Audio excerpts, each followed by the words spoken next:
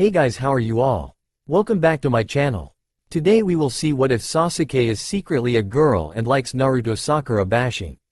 If you enjoy, then please like, share and do comments. At Team 7 training grounds. Where is Sasuke-kun? Sakura wondered aloud. He's even later than Kakashi. Naruto added. Naruto, go check on Sasuke at his house to make sure he's okay. Kakashi ordered. No way, sensei. We should go as a team. Sakura argued. I don't think Sasuke would like so many people in his house, Sakura. But it would only be the three of us. In Sasuke's standards, Sakura-chan, that's too many. Sakura couldn't come up with anything else, so she kept quiet. Seeing that Sakura had given up in arguing, Naruto raced off to the Uchiha compound, leaving Kakashi and Sakura alone. So Sakura, how about we get started on those push-ups? Sakura groaned. Oh, how she hated training. She'd much rather stalk Sasuke and drool over his greatness than doing anything else. At the Uchiha compound, Naruto kicked Sasuke's bedroom door open. Yo Sasuke. Wake up TEME. Naruto only heard a tired groan in response. He walked inside and saw that Sasuke had completely covered his entire body with his bed covers. Naruto smirked when a devious idea formed in his mind. He could get a punch in the face for it, but hey, the look on Sasuke's face would really make his day. Going over to Sasuke's bed, pulled the covers off of him, making him fall off of the bed. What the fuck? Now that made Naruto freeze. That voice didn't belong to Sasuke. It sounded somewhat like him but high-pitched like a girl's. Naruto blinked when he saw a girl where Sasuke should be, glaring at him. What the hell was that for you, Dobi? Naruto blinked his eyes again and studied the girl in front of him, who he secretly suspected was Sasuke, but gender changed. Her features became softer, her cheeks a bit more chubbier, her jawline less masculine. Her hair stayed the same except maybe her bangs were slightly longer. Her eyes were also the same obsidian onyx, but her eyelashes were longer. Damn, I wonder if he realizes? That's when Naruto looked lower. Yup, definitely a girl. Damn. He even has a chest. Sasuke was confused at Naruto's staring. What the heck was he looking at? Sasuke looked down and nearly shrieked in horror. What the? Quickly, Sasuke made a dash to her full-length mirror, almost making Naruto's nose bleed. Why? Simple. Sasuke was wearing a white singlet and boxers, and because of her new chest, her new breasts were evident, as easily seen from the thin material of the singlet she was wearing that made the shape of her new nipples obvious, almost making Naruto faint.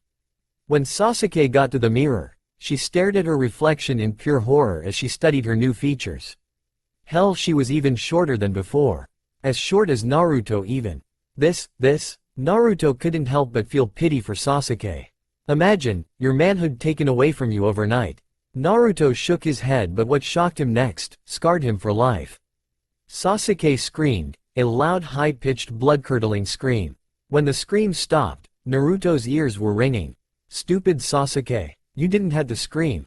But before Naruto could yell at Sasuke, he did something Naruto didn't see coming. Sasuke cried. Tears fell from her dark onyx orbs.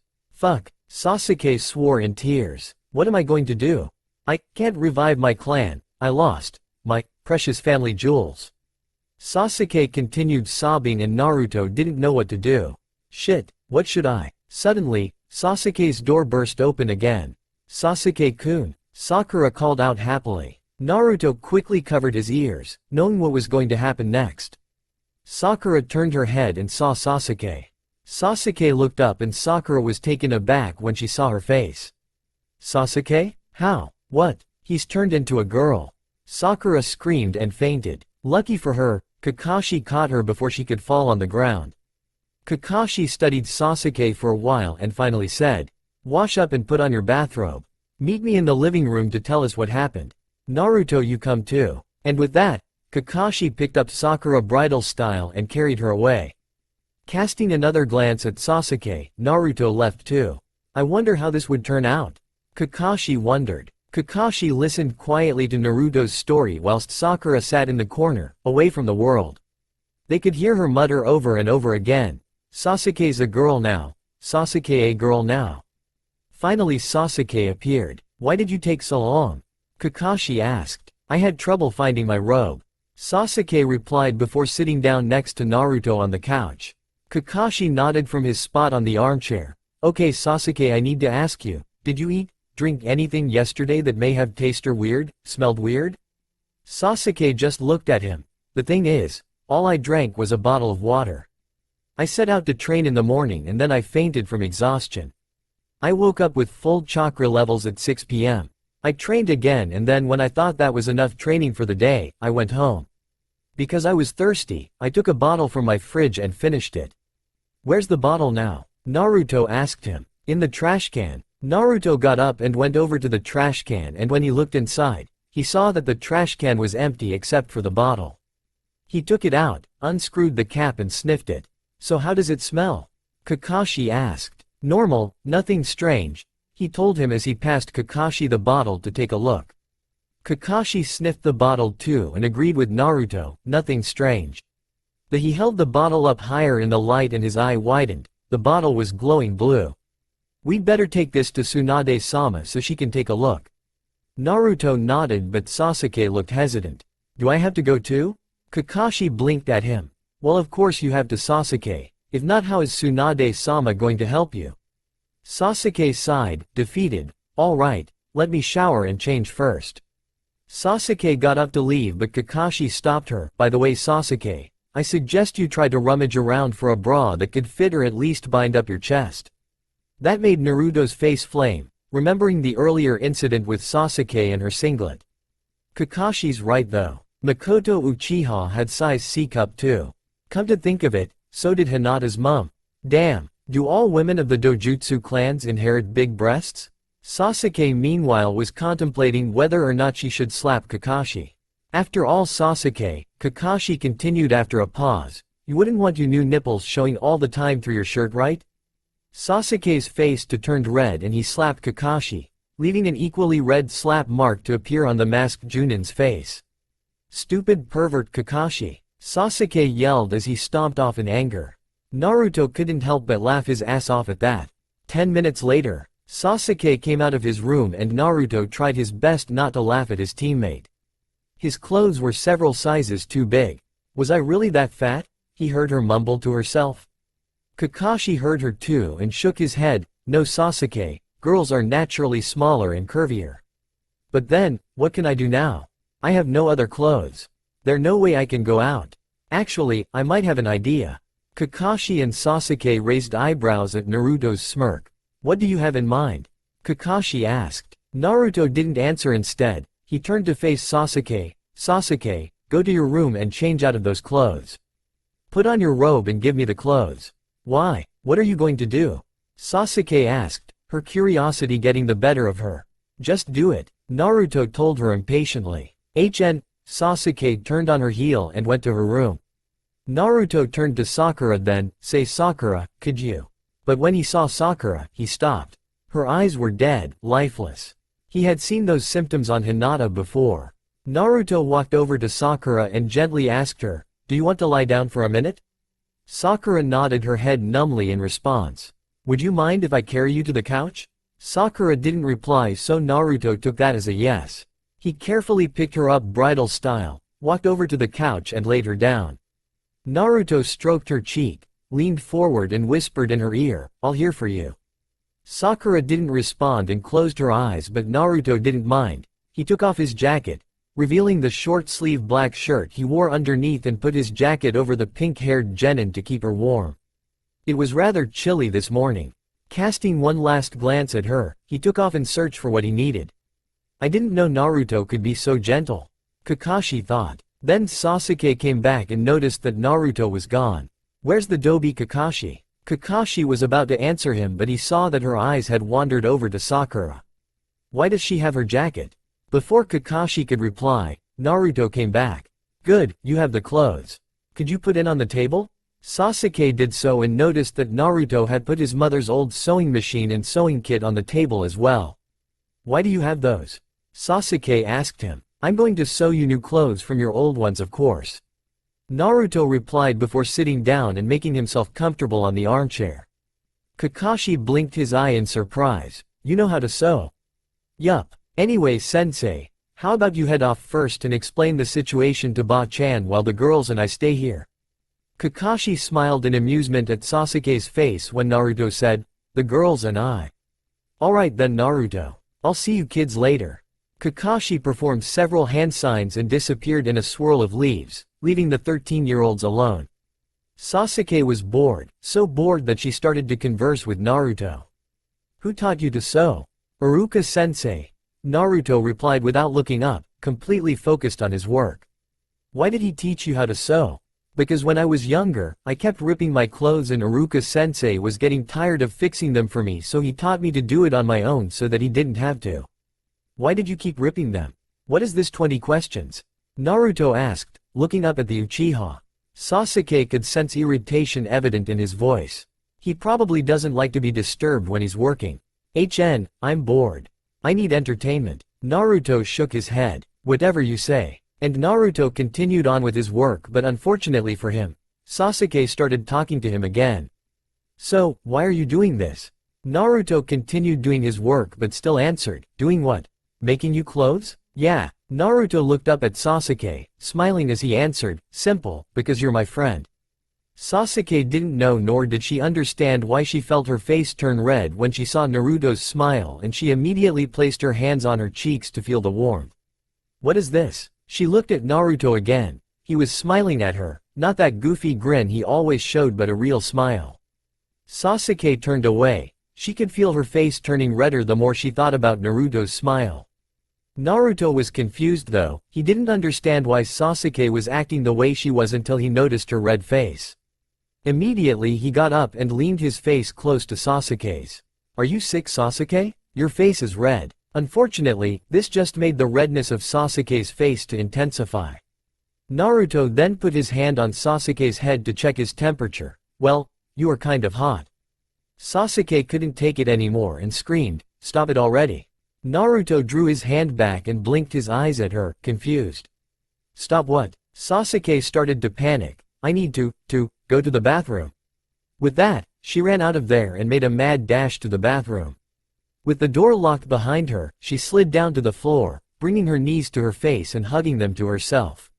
"What is going on with me?" 15 minutes later, she heard Naruto calling her name. "Sasuke, are you done yet? I need you to try the clothes." "He finished already?" Sasuke got up, opened the door and came face to face with Naruto. "Here." Naruto gave him the clothes. Sasuke blinked at them. She still couldn't believe he finished it already.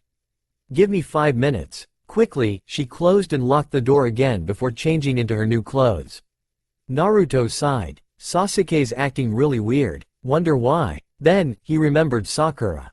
Naruto went back to the couch and saw Sakura sleeping peacefully, gently breathing in and out.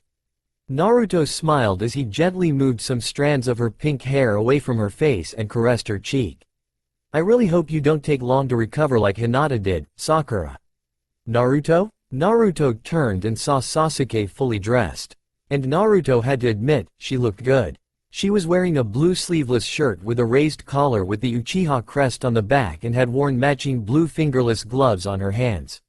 She wore white shorts that ended at mid-thigh and had bandages wrapped around both her legs from below the knee to the ankle. She wore her shinobi headband on her forehead and her regulation blue shinobi sandals. Her bangs hung from both sides of her face and the rest of her hair was tied in a ponytail. "I like it. Thanks, Naruto." If Naruto had looked closer, he would have noticed a small blush on Sasuke's face as she said it. Besides that, Sasuke's thank you had caught Naruto off guard. He would have never dreamed for him to hear Sasuke actually say thank you. Maybe Sasuke changing into a girl wasn't all that bad. My Uchiha, don't you look cute?" Naruto turned and widened his eyes in surprise. "Ba-chan. Shizune-chan. Pervy Sage. Kakashi-sensei. Hello Gaki." Tsunade greeted. "What are all of you doing here?" Naruto asked. "To see Sasuke of course," Shizune replied. Jiraiya shook his head. "My god, when I saw Sasuke, I thought I saw a ghost." "You really do look so much like your mother Sasuke." "Really? I really look like my mom?" The adults nodded and Sasuke felt great waves of happiness and pride well up inside her. "Thank you." Kakashi froze. "Am I hearing things or did I just hear Sasuke say thank you?" Tsunade smirked. "Looks like Sasuke turning into a girl isn't all that bad." Sasuke silently seethed in anger. He hated being teased at. Geez, why the heck did I say thank you in the first place? So Ba-chan, did you get back the results from the bottle? I did, but Sasuke, I'm afraid you had to sit down for this. Sasuke went over to the couch, sat down and looked up at the blonde Hokage, waiting for her to speak. Tsunade took a deep breath and began to speak. I took a swab of the bottle and examined it. According to our database, the water you drank, Sasuke, was from an old watering hole on a cliff in the outskirts of Kirigakure. The water in the watering hole had very special properties. It was able to make any man who drank it turn to female. Sasuke kept quiet, so Tsunade continued. Legend goes that there was a woman named Kasumi who was engaged to a young man named Akuto. However, unknown to her, Akuto was actually conducting a harem behind her back. Later, she had learned about it and swore that she would make him regret cheating on her. Akuto had a special place he would go to relax and take a drink, an old watering hole. Kasumi, who knew of this, went to the watering hole and cursed the water there. Some say she went to an old witch to help her. Anyway, the next day when Akuto visited the watering hole and drank its water, he turned to a female.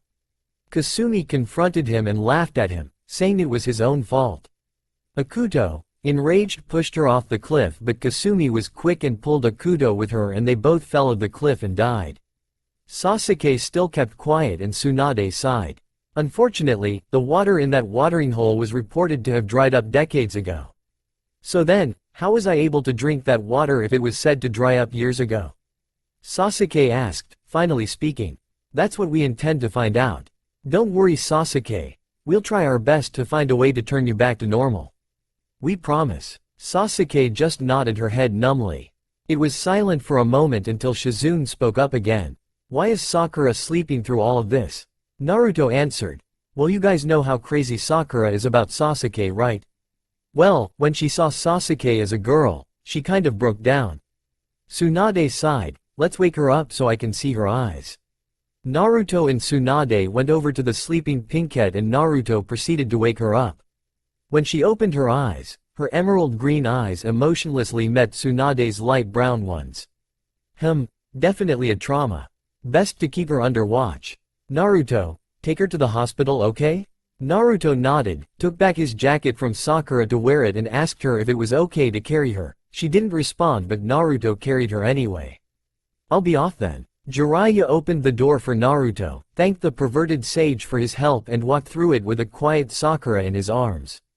I don't get it. Tsunade turned to see Sasuke with a confused look on her face. What is it, Sasuke?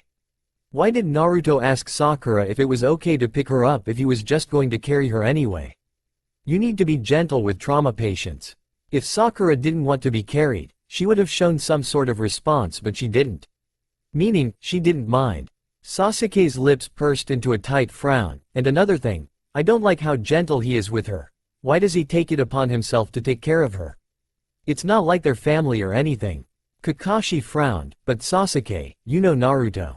He really likes Sakura, you know that. But he gave up on her. He told me so himself. Haven't you noticed that he stopped asking her out on dates? A knowing smirk started to form on Jiraiya's face. You know, Uchiha. It seems to me that you're getting frustrated. Perhaps you are jealous? Sasuke's face turned red slightly at the accusation, and no. Of course not. Kakashi smirked too. Oh really? Then why did you stutter? I did not. Shizune and Tsunade laughed. Tsunade stopped first. Okay, jokes aside. Sasuke, I need you to come with me and Shizune to the hospital. Huh? Why? I need to make sure your gender change didn't affect your health in any way. Sasuke sighed. She hated hospitals. Alright, good. Now Kakashi, go and tell Sakura's mother that her daughter has been admitted to the hospital as well. Kakashi nodded and poofed away. Jiraiya smiled then. Well, since you ladies are heading off, I'll just go back to my research. Not so fast, you old hermit. You're coming with us. Why? Because you're going to help Sasuke with his shopping bags later. Sasuke blinked. What shopping bags? Well, after your tests are done, Tsunade-sama and I will take you out shopping and buy you some new clothes. Then why do I have to carry them? Jiraiya interjected. Tsunade scowled, because I'm the Hokage and I tell you to. Jiraiya grumbled and Sasuke sighed. This is just not my day. Rin-san. Rin turned to see her favorite blonde and smiled. Naruto. How have you been? Good, but I have a new trauma patient for you, he answered, gesturing to the sleeping girl he had in his arms. Rin looked at the girl that was sleeping in Naruto's arms and immediately recognized her. Sakura Haruno? The Haruno heiress? Naruto nodded. Okay. I have a room for her upstairs, follow me. Once they were in the lift, Rin spoke again. So, what caused her trauma? Sasuke turning into a girl. Naruto simply replied. Rin looked at him disbelievingly. I'm not joking. Honest. Naruto defended himself. Really? Yes, really. How? Somebody switched the water in his water bottle with gender-changing water. Who would go through all that trouble just to turn the Uchiha into a girl? Rin asked, raising an eyebrow. Somebody who must really hate him, I guess. So how is she handling it so far? Better than this morning. What happened this morning? The brunette asked, her curiosity piqued. He cried. You mean she? Rin corrected. Wait, cried? Are you serious? Her eyes widening in surprise. Dead serious. She screamed too. He told her. Wow. The lift door opened and the two stepped out. Naruto followed Rin to Sakura's new room. Once inside, Naruto gently laid the sleeping pinkhead down on her bed and tucked her in. I'll have my people take good care of her, Naruto. Don't worry. At that moment, the room door opened and Kakashi stepped inside with a woman next to him. The woman had long pink hair and emerald green eyes, the very spitting image of Sakura. She was wearing a long-sleeved white top, black pants and white sandals. Naruto's thoughts then went into overdrive when he saw her. She must be Sakura's mom. Wow, they're spitting images of each other. Except her mom has a chest. A big one too. Probably a C-cup. Yo, Kakashi greeted, breaking Naruto's train of thought. How did you find us? Rin asked him. I can smell your perfume a mile away, Rin-chan, he says, winking at his girlfriend. Rin rolled her eyes and Naruto shook his head. I still can't believe you're dating him, Rin-san. Immediately a pulse throbbed on Rin's forehead. Call me Nei-chan, Naruto. Okay, okay. Naruto quickly said, seeing her angry face. Immediately Rin ruffled Naruto's hair with a smile on her face. Good boy. Kakashi's sweat dropped. She must be PM Sing again. What did you say, Kakashi? Rin asked, glaring at him. Crap, I said it out loud. Kakashi's sweat dropped. Nothing, Rin-chan. Nothing at all. She's scary when she's mad. Rin smiled. Good. Naruto's sweat dropped at Rin's mood swing, but before he could comment on it, he noticed Sakura's mother holding Sakura's hand in hers and speaking. God, Sakura. How many times have I told you that you will never win the Uchiha's heart? His heart is as cold as ice. He's an arrogant, pompous ass that doesn't deserve your love, but you still liked him anyway. I told you before already, a ninja life with a dead-set mind on winning the Uchiha's heart will get you nowhere and only give you troubles. Now look at you. Haruno-san? She turned around to face him. Yes? I'm Naruto. I brought Sakura-chan here. She smiled then. I know. And thank you for looking after her so well. Your sensei told me about how gently you've been treating her. Naruto laughed embarrassed. Ah well, Sakura-chan is my friend after all. The pinkhead just smiled even wider. Either way, thank you. Kakashi frowned underneath his mask. Haruno-san, why do you hate Sasuke so much? Immediately, she frowned. He's arrogant, disrespectful, rude. Kakashi interrupted her in mid-rant. We get it, Haruno-san. You don't like him for his attitude. You mean her, Rin corrected. Right, her. The pinkhead snorted. Good thing too. This new gender change will definitely deflate that stupid ego of his.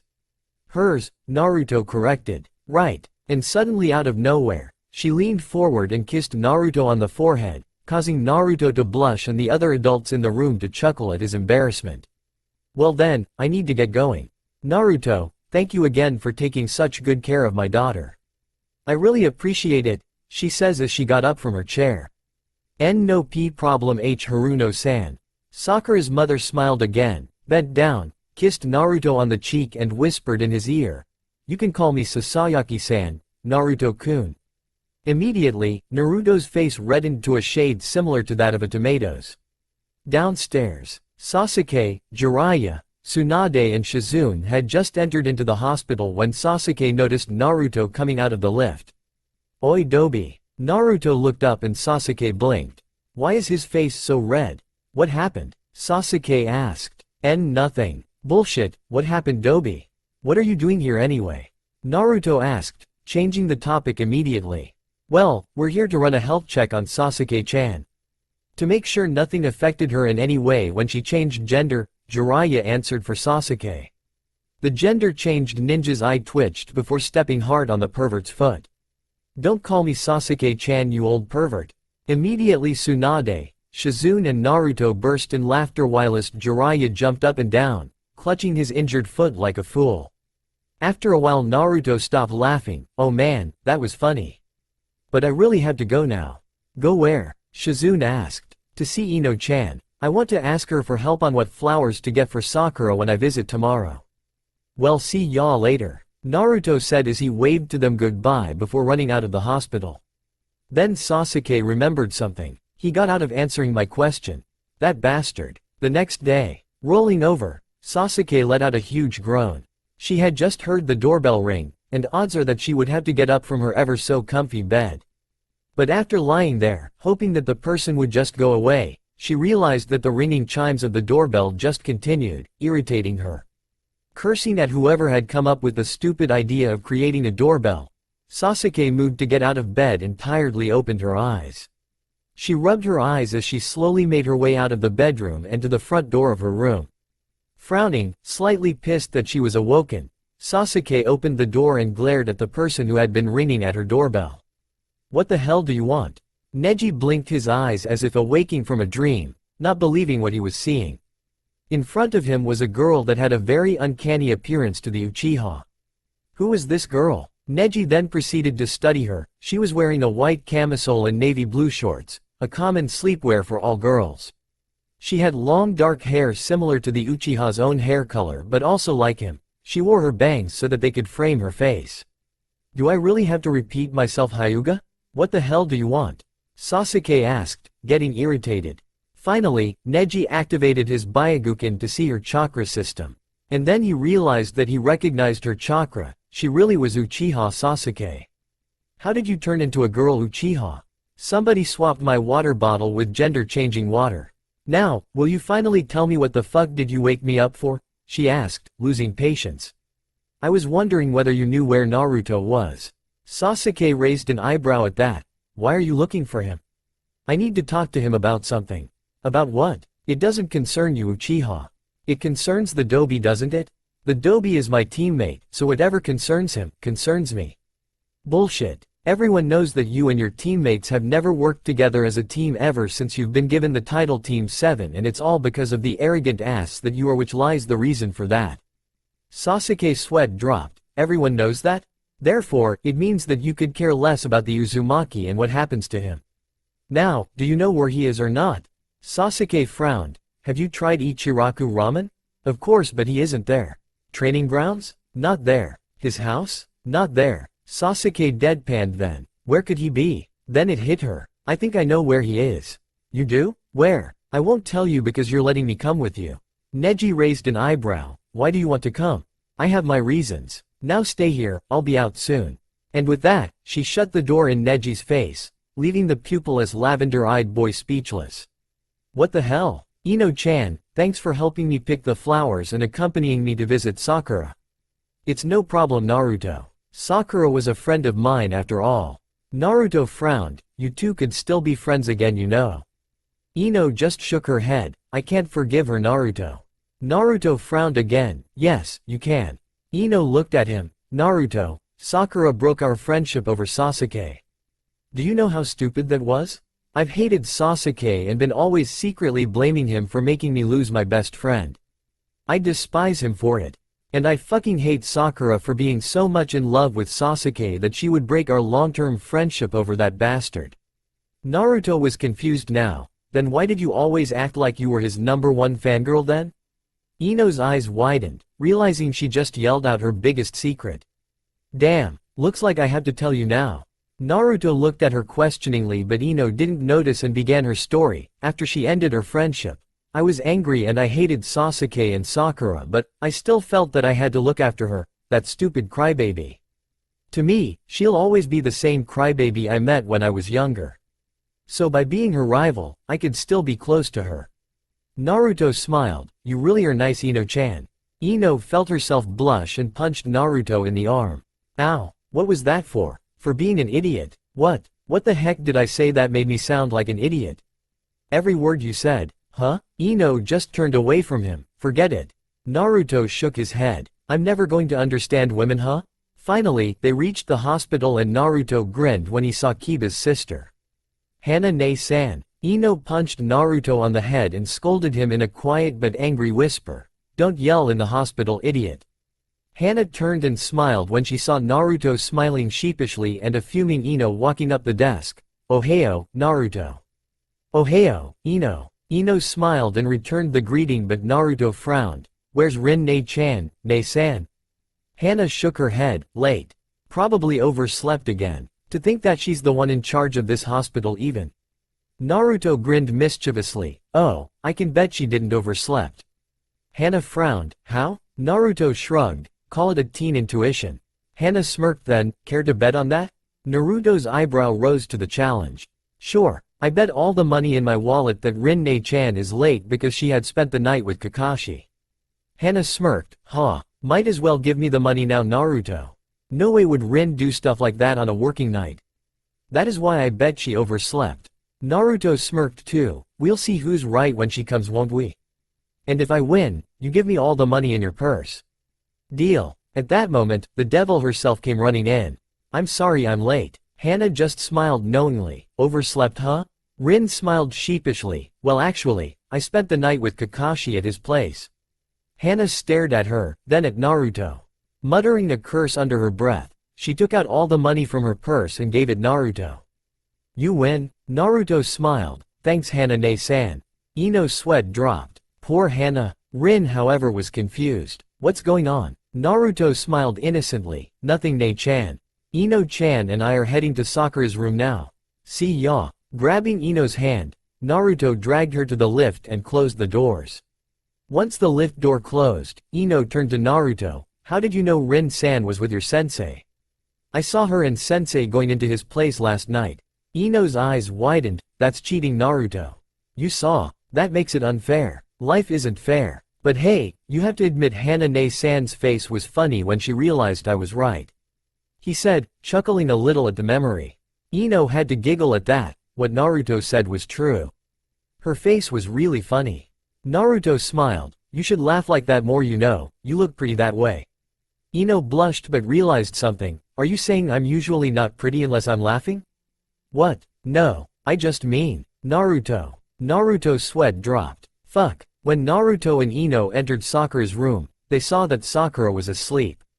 Naruto quietly went over to Sakura's bedside table and put the flowers he brought in the empty vase that was there. It looks pretty in the vase. Ino commented. Yeah. Ino silently went over to Sakura's bed to look at her once friend. She looks peaceful. Suddenly, Sakura opened her eyes, startling Ino. Sakura? Sakura didn't respond, and that's when Ino noticed her eyes. They were cold and dead, sending a shiver down the girl's spine. Sakura-chan? Sakura turned her head to look at Naruto and Ino noticed that her eyes somehow had more life in them than before. Is it because of Naruto? Naruto smiled as he picked up a chair that was close to table and set it down in front of Sakura. He sat down on it and smiled at Sakura again. How have you been, Sakura-chan? Sakura didn't respond. Is the bed nice? Usually when I'm at the hospital the beds are always nice to sleep in. It's just that the hospital reeks of medicine and the food is tasteless, which is the bad part. Ino giggled and Naruto saw that Sakura's eyes lit up for a moment. Looks like she's already showing signs of recovery already. Suddenly the door opened and the blondes turned to see Rin coming in. Sorry kids, I have to give Sakura her breakfast now. At the word breakfast, Ino's and Naruto's stomachs grumbled, making Rin laugh. You kids are hungry too, huh? How about you head down to the cafeteria for some food? Ino shook her head. Thanks, Rin-san, but I'd rather go and eat elsewhere. Why? Because the hospital food is tasteless. Naruto told her bluntly. Rin's sweat dropped. Ah well, it's always been like that. But you're head of the hospital now. Surely you could change that, said Ino. Maybe in time, was all Rin could reply. Naruto's stomach grumbled again. Man, I'm hungry. Let's get going, Ino-chan. Ino nodded and turned to where Sakura was. She looked a little sad. Naruto, seeing this, quickly reacted. Don't worry Sakura-chan, we'll come back, and I promise to come by and visit you tomorrow too. Ino could have sworn she saw Sakura's eyes lit up again when she heard that. Looks like Sakura is falling for Naruto too. Damn it Uchiha, why are you wearing your civilian clothing? Neji angrily whispered at the obsidian-eyed girl next to him. Because all my ninja clothes are at the tailor's. I had to have my clan symbols sewn on my tops. The reason why Neji was so frustrated was that Sasuke was attracting a lot of attention from the villagers. He could hear the villagers whispering about them. Neji turned his head to glance at the girl next to him. Sasuke was dressed in a 3/4 sleeve dark blue top, dark wash flared jeans and black sandals. Around her neck, Sasuke wore an Uchiha symbol on a silver chain. It was a necklace that once belonged to her mother. She had left her hair down, showing off how straight, silky and shiny her hair was to the world.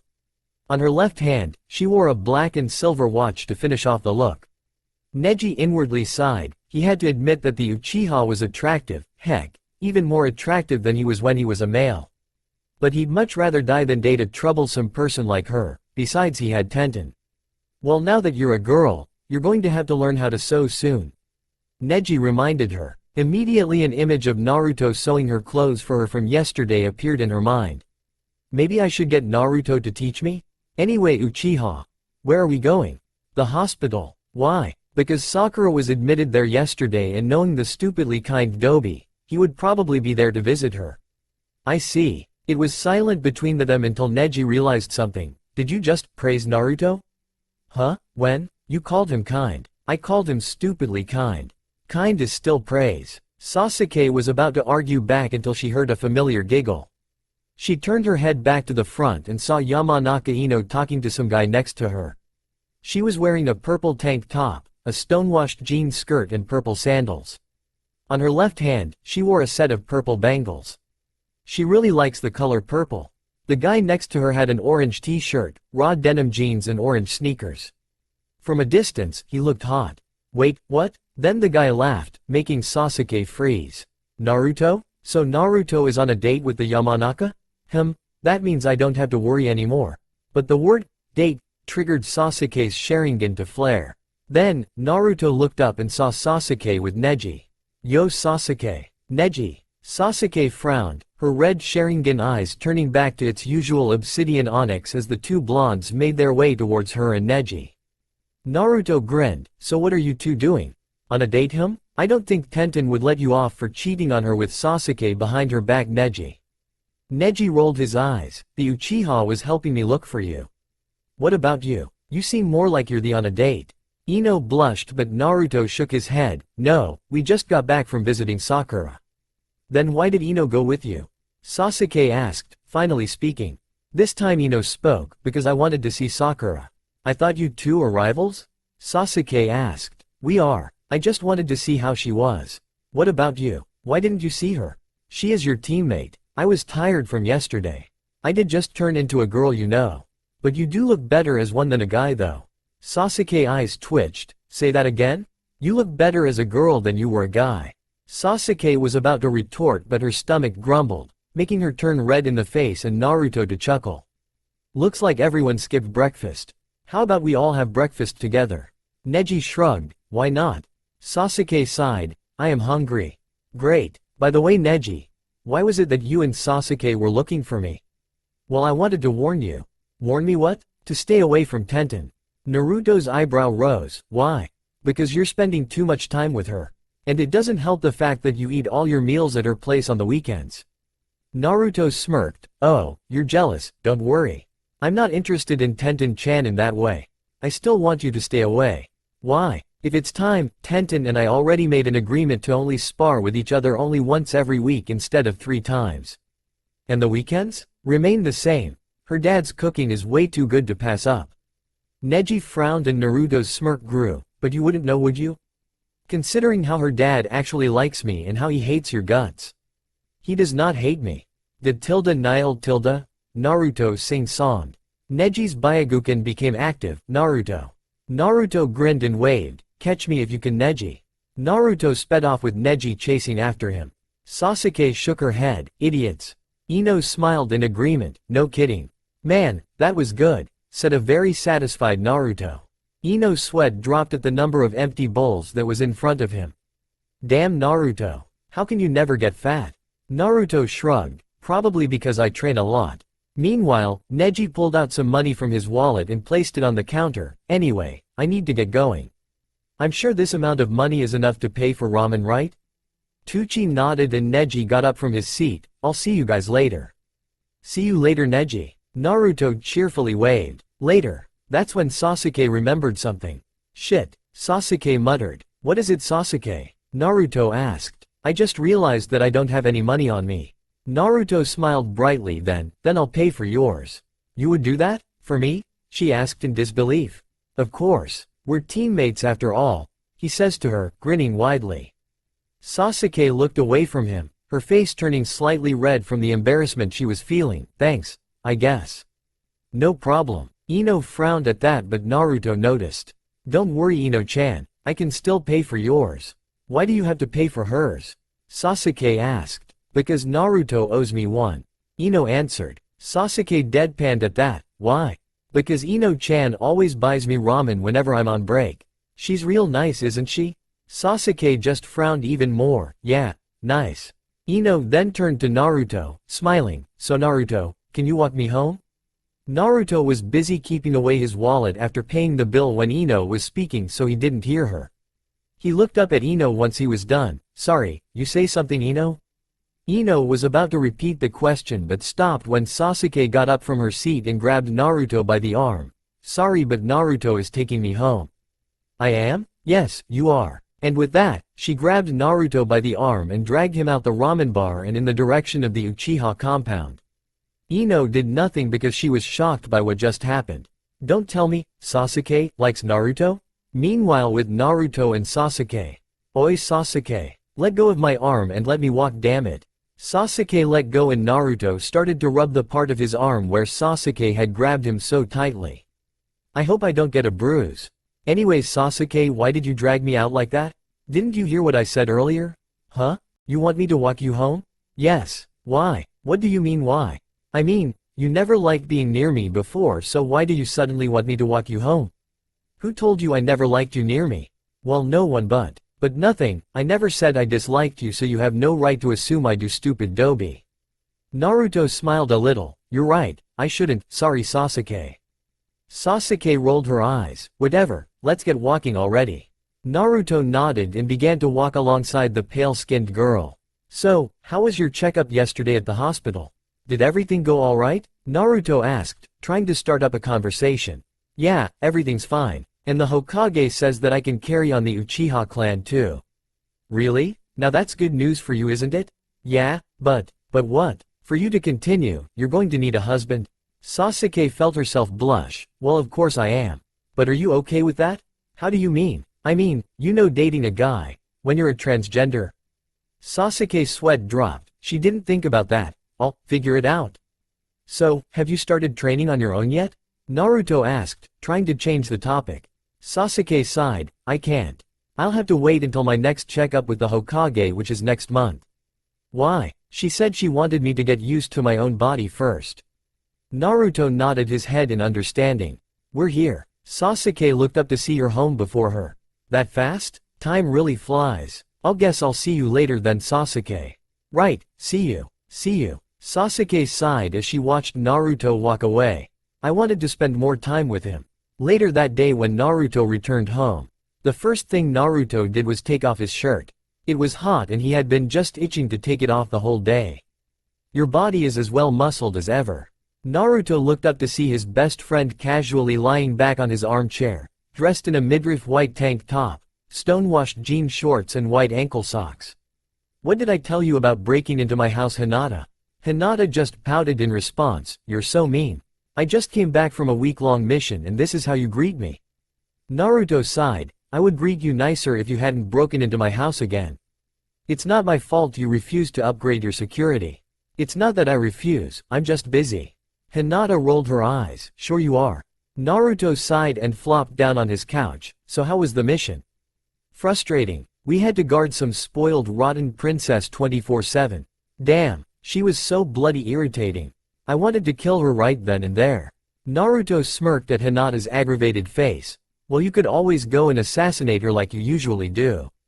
I could if someone gave me a mission that could let me do that as the Jigoku Tenshi. The Jigoku Tenshi, the youngest S-ranked assassin ever in the history of assassins, known widely for never failing a mission but always having to pay a high price for her services.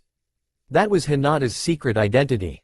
She had created that identity after the Sandaime had died along with Naruto himself, who became the infamous bounty hunter, Akuma Kitsune. When Naruto and Hinata were young, they had both created masks for themselves. Hinata was asked to by her grandfather to hide her strength as a Hyuga and act weak so that she would not follow in the same footsteps as Uchiha Itachi. Whilst Naruto was asked to by the Kyuubi to act stupid so that he would not be mistreated by the council and made into a weapon. However, the Sandaime had found out about their facades and asked them if they would like to become special Anbu. Seeing this as an opportunity to test out their skills and get some experience, they agreed. Naruto and Hinata were admitted to Special Anbu at the age of 6. Special Anbu was a special force that selected ninjas secretly participate in who takes on Anbu missions that needed their skills in the field. For example, Hinata's skill was stealth, so she was often called for stealth missions. Naruto excelled greatly in combat, so he was called only when there was a chance of extreme bloody battles to happen.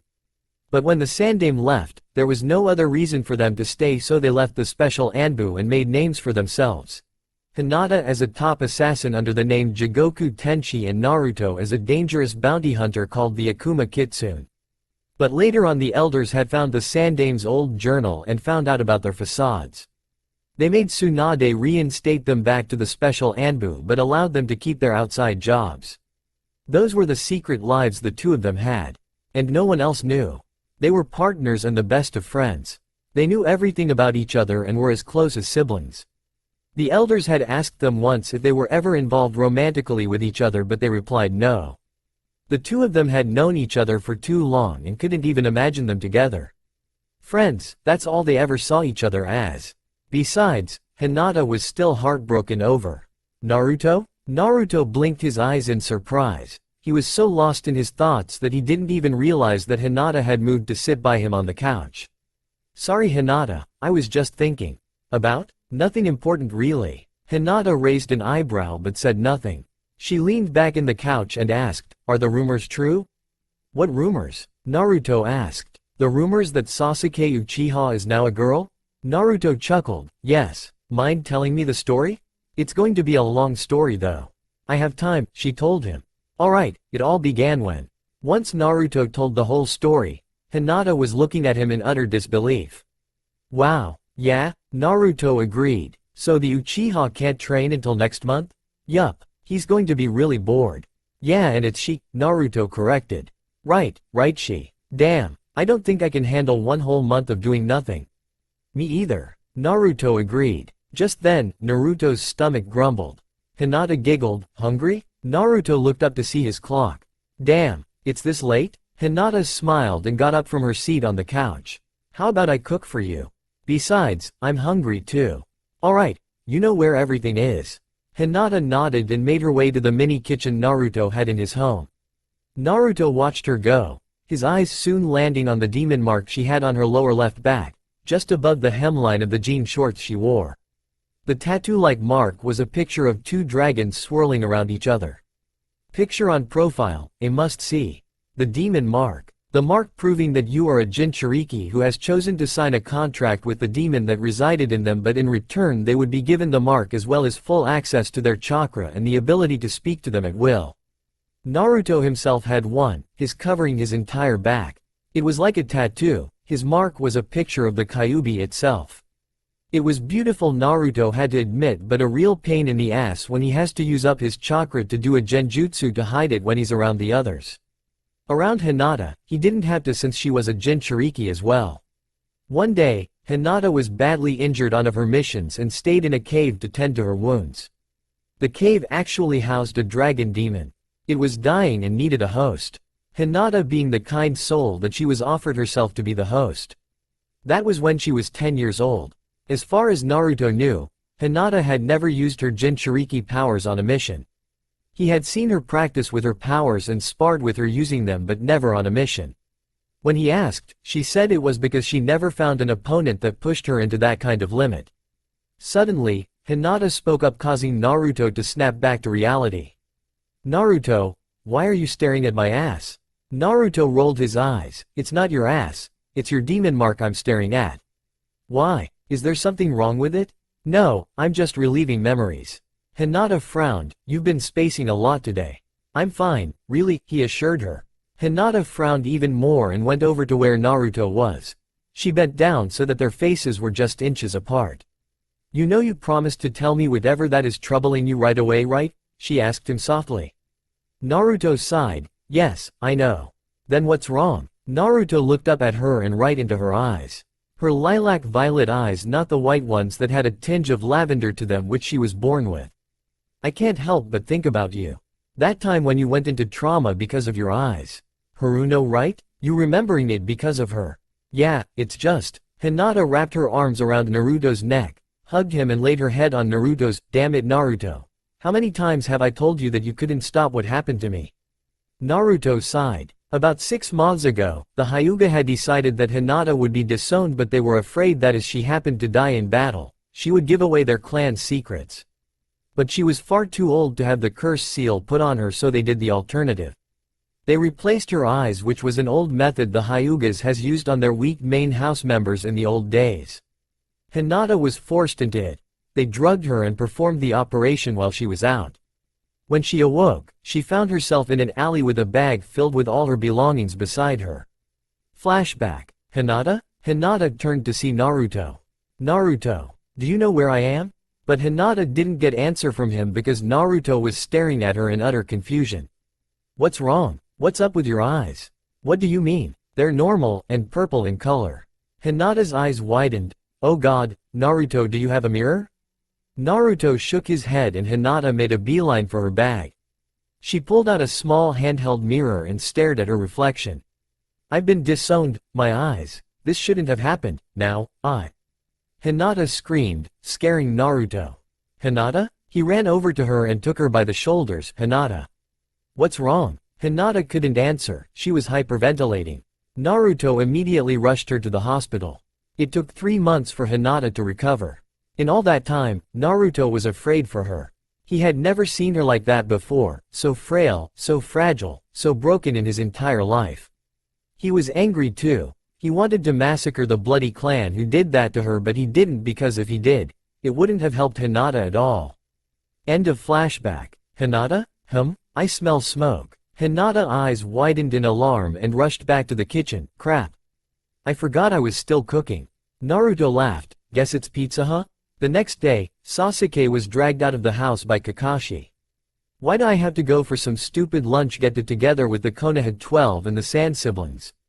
"Because it's high time you start going. You'll get lazy if you mope around in your house all day."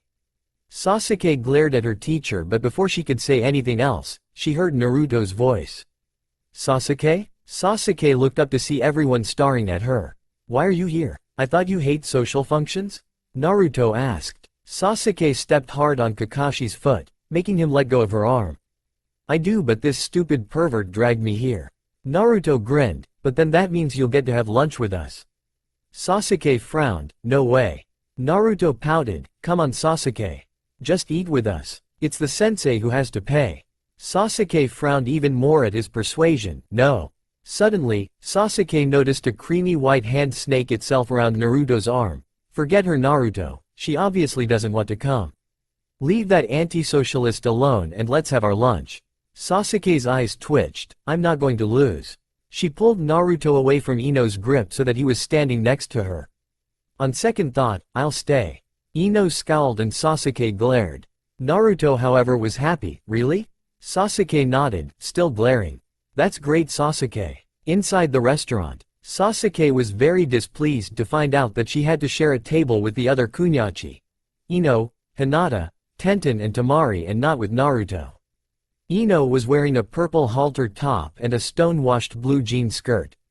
She wore a set of purple bangles on her left hand and purple sandals on her feet.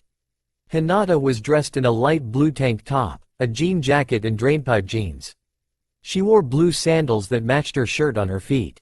Tenten was wearing a red Chinese blouse and low-rise dark jeans. On her feet, she wore red sandals and on her left hand, a simple wristwatch. Tamari was wearing a light purple kimono-styled top and dark jean shorts. She wore matching sandals on her feet. Sasuke herself wore a dark blue sleeveless shirt, a black cardigan, a pair of dark skinny jeans, black boots and her Uchiha symbol necklace.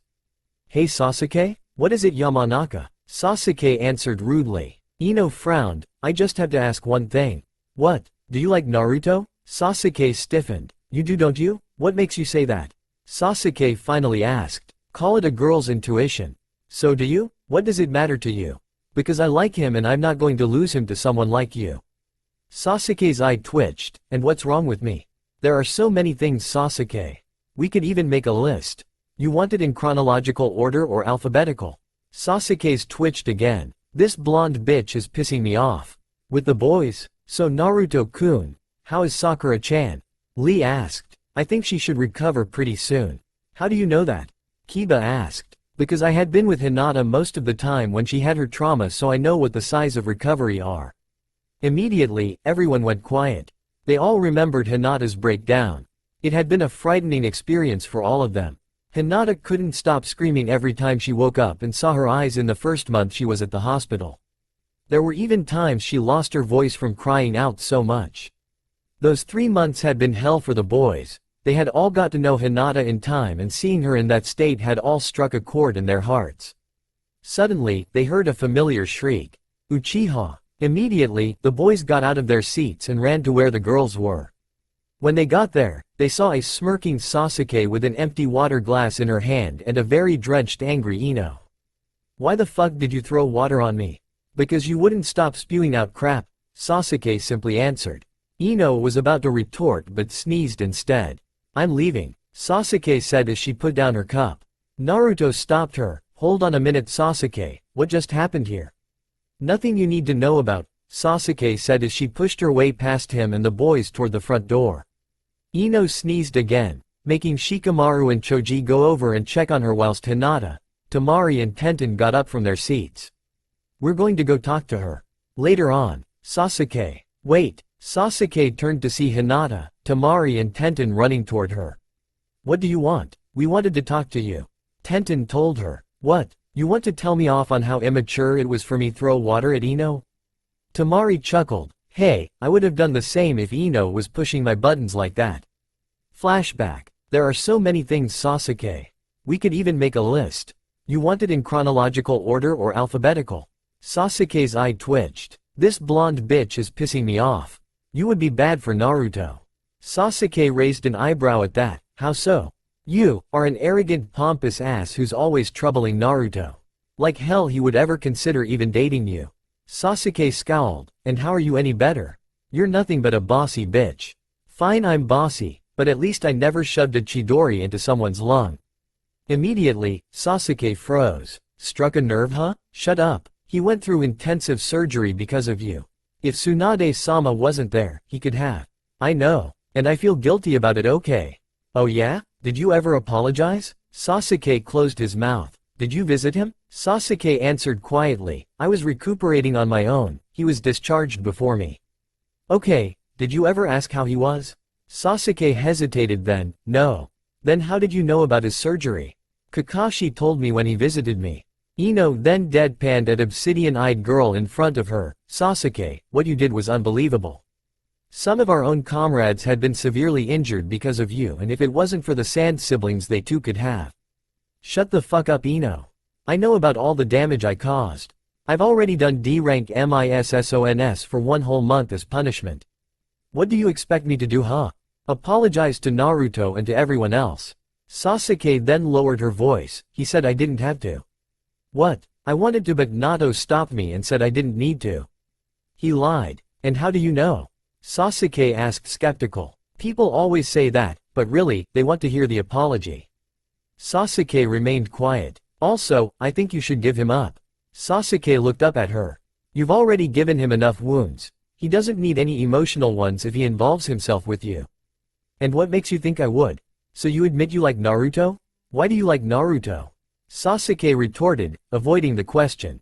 Surprisingly, a gentle and soft smile appeared on Ino's face. He's so sweet, so kind, hardworking, determined. There's so many things I can say why I like him. No, I don't like him. Ino paused and looked at Sasuke right in the eye. I love him. Sasuke was surprised. Don't be bullshit. You were my fangirl. You said you were my number one. I lied. What? Why? Because I had to be Sakura's rival. I wanted to be close to her and look after her.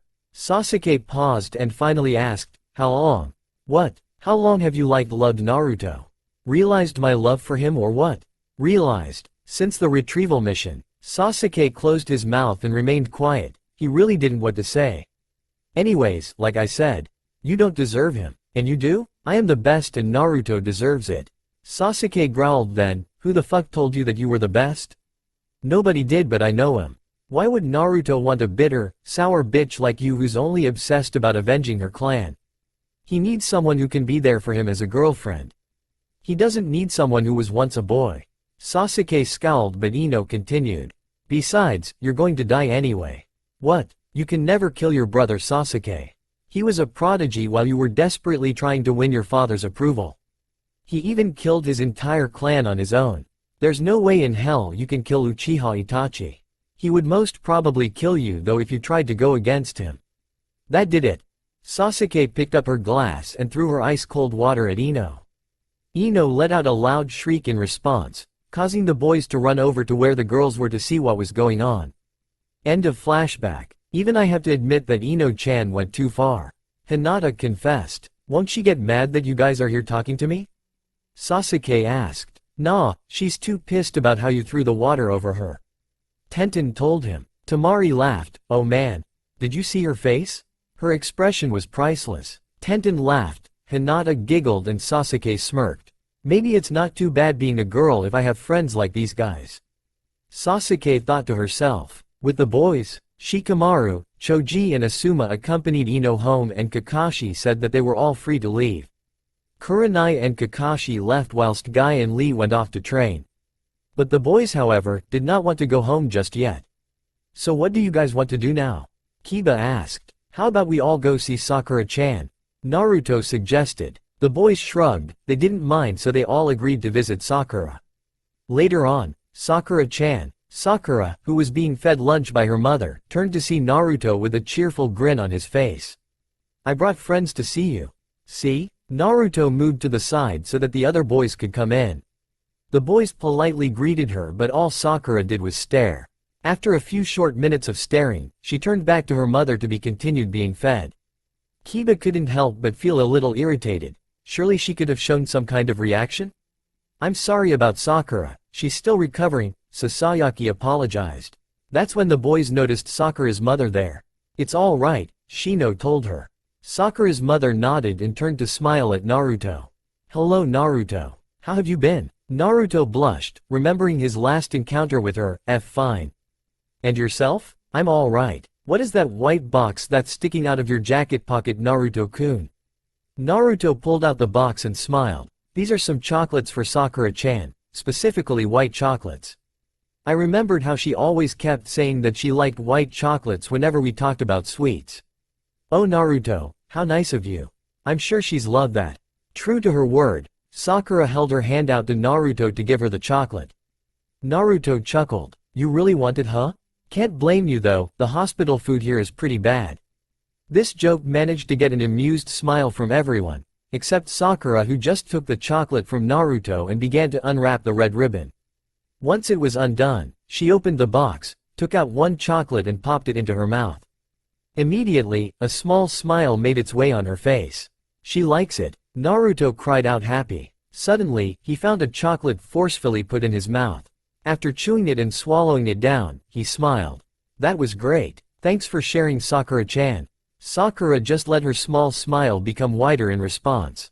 Neji shook his head, he couldn't believe this. Not only did Sasuke and Ino like Naruto but Sakura as well? Man, a major catfight was going to happen and Neji sure as hell would rather die than get in the middle of it like Naruto would be. Poor Naruto. It's been 2 weeks since Sasuke's and Ino's fight. Naruto and the boys couldn't find out what happened between them because the girls refused to tell them anything. However, since they are boys, They had soon enough dropped the matter, much to the relief of the girls. Today, Naruto decided to ask Sasuke if she would like to join him on his visit with Sakura, whose condition was improving for the better. But when Naruto rang Sasuke's doorbell, he was surprised to hear a loud groan in response. "Sasuke? Yo Sasuke, is something wrong?" Hearing another groan, louder than the last, Naruto took a step back, kicked the door open, breaking its hinges and letting Naruto barge inside. "Sasuke. You okay? Dobi, why the fuck did you break down my door?" Naruto looked up to see a very pissed off Sasuke glaring at him from her spot on the couch. "You look fine?" "Of course I look fine. Then why were you groaning in pain?" "I'm having my fucking period, you idiot." Naruto froze and stared at Sasuke. "You're having your period?" Sasuke froze too, because she realized that she just told Naruto something no girl wanted a guy to know. Her face flamed red and Naruto laughed nervously. "So it's the cramps, huh?" Sasuke didn't respond, she was too embarrassed to. "You want me to call Ba-chan or something? Your cramps sound pretty bad for you to be groaning like that." In response, Sasuke threw a pillow at Naruto's face. "Ow, Sasuke, what was that for? Don't talk about my cramps so casually, idiot Dobi." "Then how am I supposed to talk about your cramps like?" "Don't talk about it all. But you're in pain from them, right?" Sasuke sighed. "Then, get me Hinata." "Hinata-chan? Why?" "Because she's easy to talk to. Now go." "But," Sasuke threw another pillow and Naruto dodged it by hightailing out of there. The raven-haired girl sighed and lied her head back down. "Stupid Dobi." Later at Hinata's house, Hinata opened the door to see Naruto there on her doorstep. "Naruto? What's up?" "Sasuke is having his time of the month." Hinata's eyes widened and much to Naruto's surprise, she started laughing. "Hinata?" But Hinata couldn't stop, she was laughing too hard to. Soon enough, she stopped, clutching her sides and grinning wildly. Hinata looked up with a big grin on her face. "Sorry. It's just it's too funny, you know? I mean, I still haven't gotten the fact that Sasuke is a girl now, and you saying that is just." Naruto chuckled. "Guess you're right. Anyway, she's having pretty bad cramps. Think you can help her?" Immediately, Hinata's grinning face changed to a look of sympathy. "Oh yeah, it's her first time, right? Must be pretty painful for her. Don't worry, I got just the thing. Let me shower and get dressed first." That's when Naruto noticed that Hinata was in her robe. "Slept in, huh?" "Yup. Come on in and wait for me on the couch, okay?" "Sure." With that, she led him inside. 15 minutes passed and Naruto was still waiting for Hinata to come out. Naruto sighed and lied down on her couch. "Geez, why do girls always take so long to get ready? Because they're all vain and narcissists?" Naruto didn't have to turn, he recognized that voice anywhere. "It's been a while, Sai." Sai smirked as he climbed through the window and casually sat down on one of Hinata's armchairs. Naruto turned his head slightly to look at Sai. Sai, with his usual short jet black hair, ink black eyes, and extremely pale skin, was shifting his own body to lie down on the armchair himself. He was dressed in a black dress shirt, black skinny jeans and black Converse. He carried a knapsack on his back. "Why do you always wear black?" Naruto questioned. "Why do you always wear orange?" Sai countered. "Because it's a part of my cover. You know my favorite color is red." "Yeah, because it reminds you of blood and you're a sadist." "I'm not," says the guy who used to work with Ibiki before he joined Anbu. "You could crack enemies within minutes, for God's sakes." Naruto smirked. Man, he missed those days. Sai looked up just in time for Hinata to glomp him. "Where have you been? I missed you." Yeah, me too. Now get off me, please." Hinata did so but pouted at him in response. "Geez, why don't you look happy to see me?" "I would be happy if you're a guy." Naruto shook his head. Sai had revealed to Hinata and himself that he was gay a month ago. They had their suspicions about it at first and were glad that he finally came out of the closet, but now he boldly mentions it all the time. "Whatever you say, Sai. So how's old Danzo doing?" "Not doing anything interesting. Don't know why I'm assigned to watch him for." "Because he's known to be a real cunning one." Naruto rolled his eyes. "It'd be easy to beat Danzo anyway. He's old for after all. We just gotta dodge him for a good bit. Wait for him to drain all his chakra.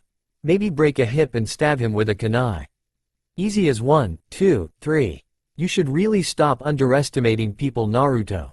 He was known to be as good as the Sandame, you know." Hinata chided him. Naruto shrugged. "We could still beat him." Sai smirked at the two. You guys haven't changed a bit. Anyway, I have assignments for you. Naruto's eyes twinkled with interest and sat up on his spot on the couch. Sai reached into his knapsack and tossed the blonde two scrolls. One is a sealing scroll with all your other assignments sealed inside, and the other is a direct order that needs to be done today.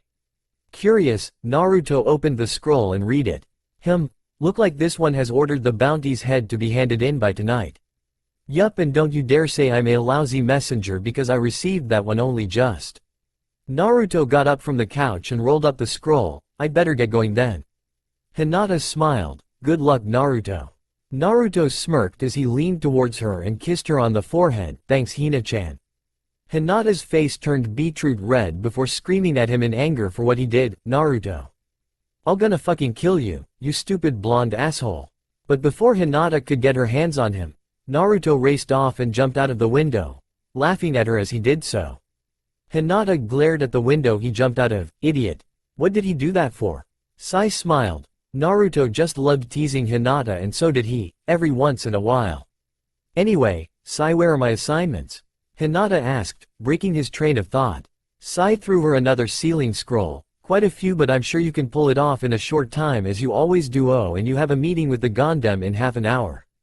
A meeting? Concerning what? She never said, just said to be there on time. Hinata frowned. What could Tsunade want? Hinata never got missions from Tsunade directly before. Usually Shizune assigned them to Hinata herself, but Tsunade?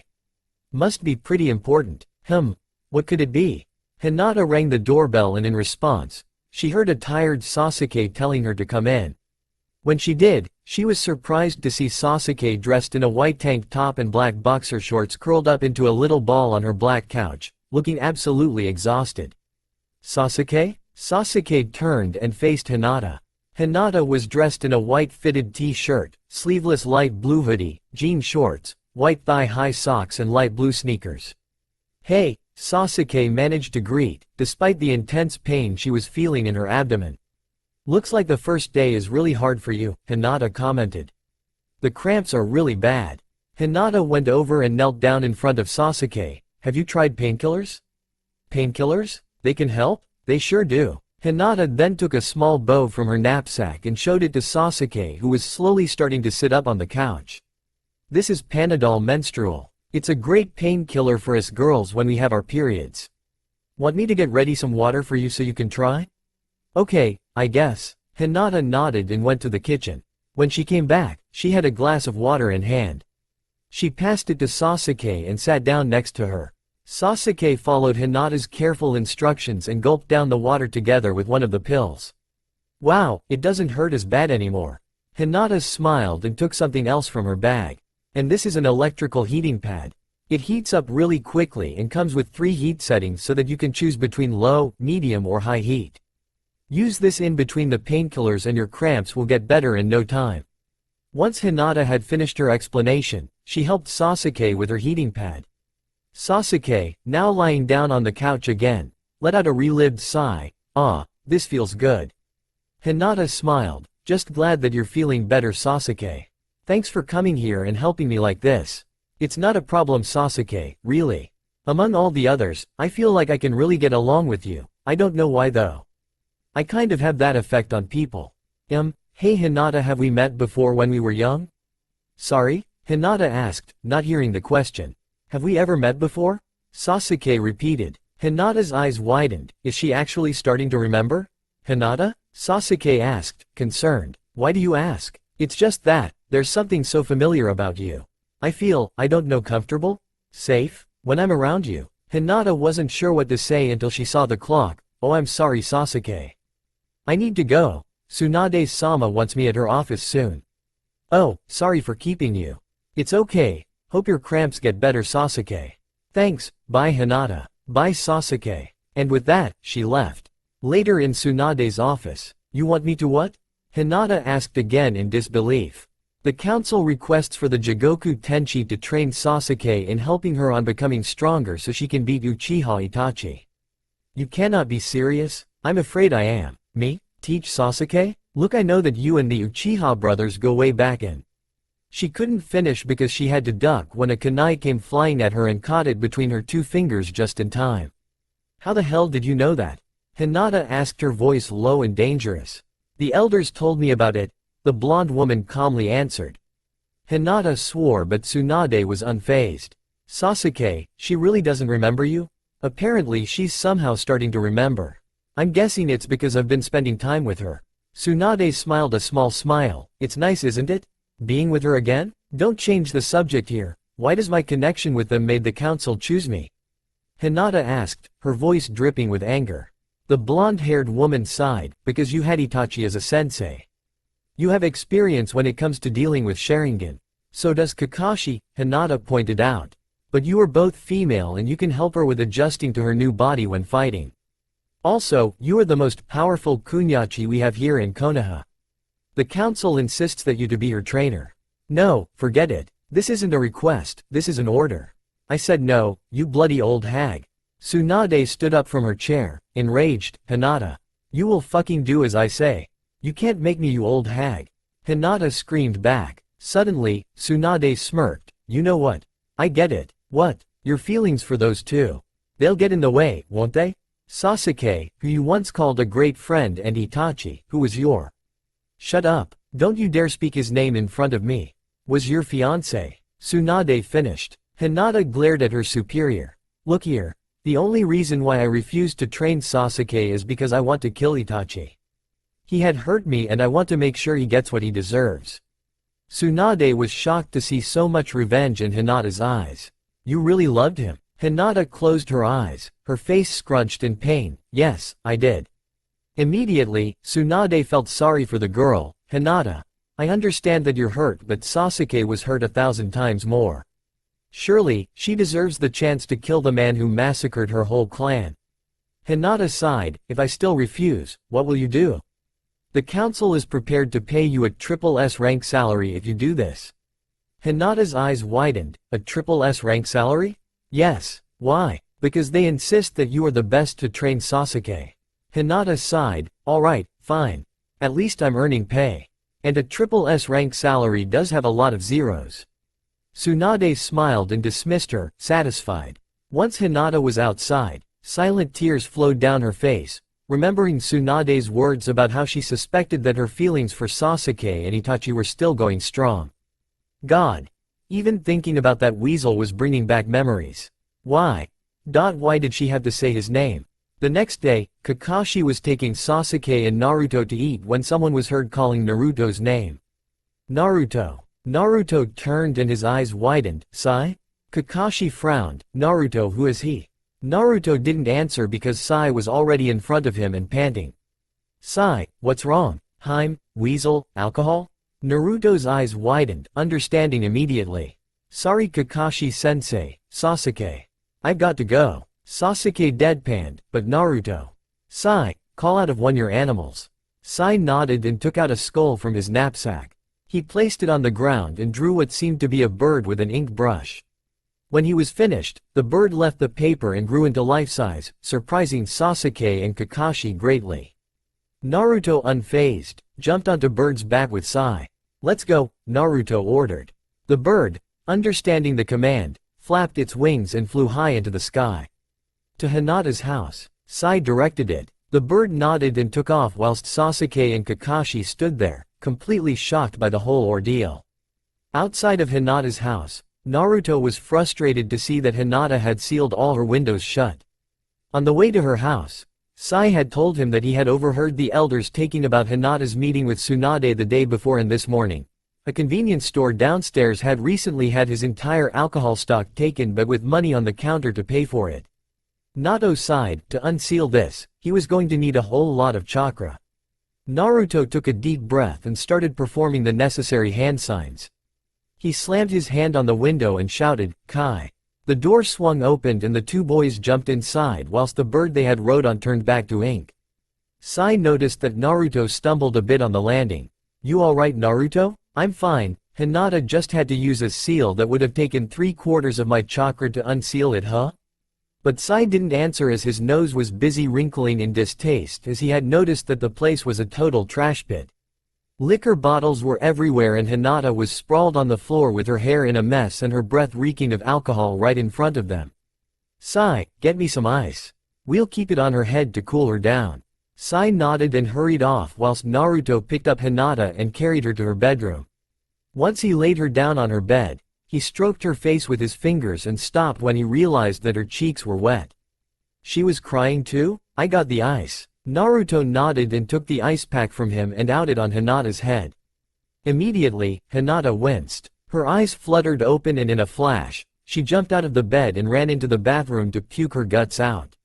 She vomited all over toilet and couldn't stop. Tears flowed down her face from the acid in her throat. Shit, why the hell did I buy and drink all that alcohol for? Oh yeah, to screw my pained heart and try to forget the cruel shitty world that I live in. My life is so bloody fucked up.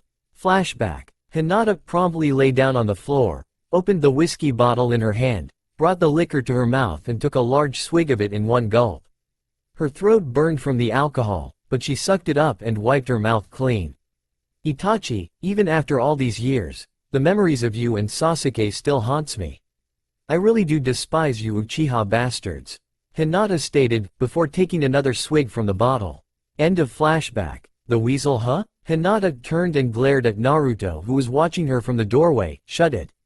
You 13 remember? You shouldn't even be. Naruto was interrupted in mid-scolding by Hinata who slammed the bathroom door loudly in his face and locking it. She's really gone off the deep end huh? Sai asked as he stood next to him. Shut up Sai. Sai sighed, look, she can't keep doing this every time somebody mentions Itachi to her. You think I don't know that? I've tried okay, but I can't. She's too bloody stubborn. And just how can she drink that much anyway? Sai asked, remembering all those bottles that was scattered over the floor in the living room. As a medic, her body has been trained to metabolize poisons quickly, Naruto explained. So she needs a lot to get buzzed, Sai realized, getting it. Naruto nodded. Why do you think that Tsunade drinks so much? Alcoholic, Sai answered instantly. Naruto's sweat dropped. Well, there is that. Okay. Let me rephrase, why do you think Tsunade can drink so much and still stay sober? Sai paused at that. Makes sense, Naruto heard him murmur. Naruto sighed, could he ever help Hinata? Inside the bathroom, Hinata was having her own internal conflict. She leaned against the door, her eyes casted down at the floor. Her hands were tightly balled into fists. The skin spread tightly across her snow-white knuckles. Her bottom lip was harshly bitten between her teeth, so harshly that she swore she could taste blood. She was caught up in trying to keep everything in, so caught up in it that she barely noticed the feeling of something rolling down her cheek. When she saw a drop of water fall to the floor, she quickly raised her hand to her face, wiping it away. Hinata glanced over at the mirror, looking at her own reflection in it.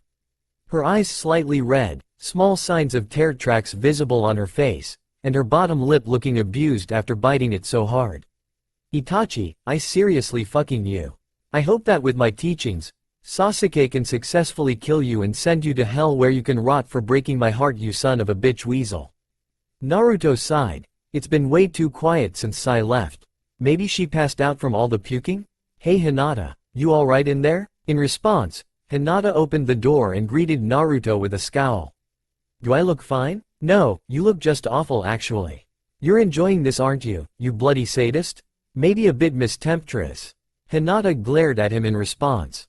Last year, in December, Hinata had to get information out an owner of a strip club who just so happened to like young girls like her working for him, so Tsunade did the unthinkable. She actually forced Hinata to study under Anko Mitrashi, the most infamous seductress in all of Konoha. In the end though, she did do well under Anko and learned a lot from her, plus her mission was a success, so it was all good until Naruto and Sai started calling her temptress. You should seriously take a bath, you stink Hinata? Fuck. Naruto's right eyebrow went up at Hinata's response.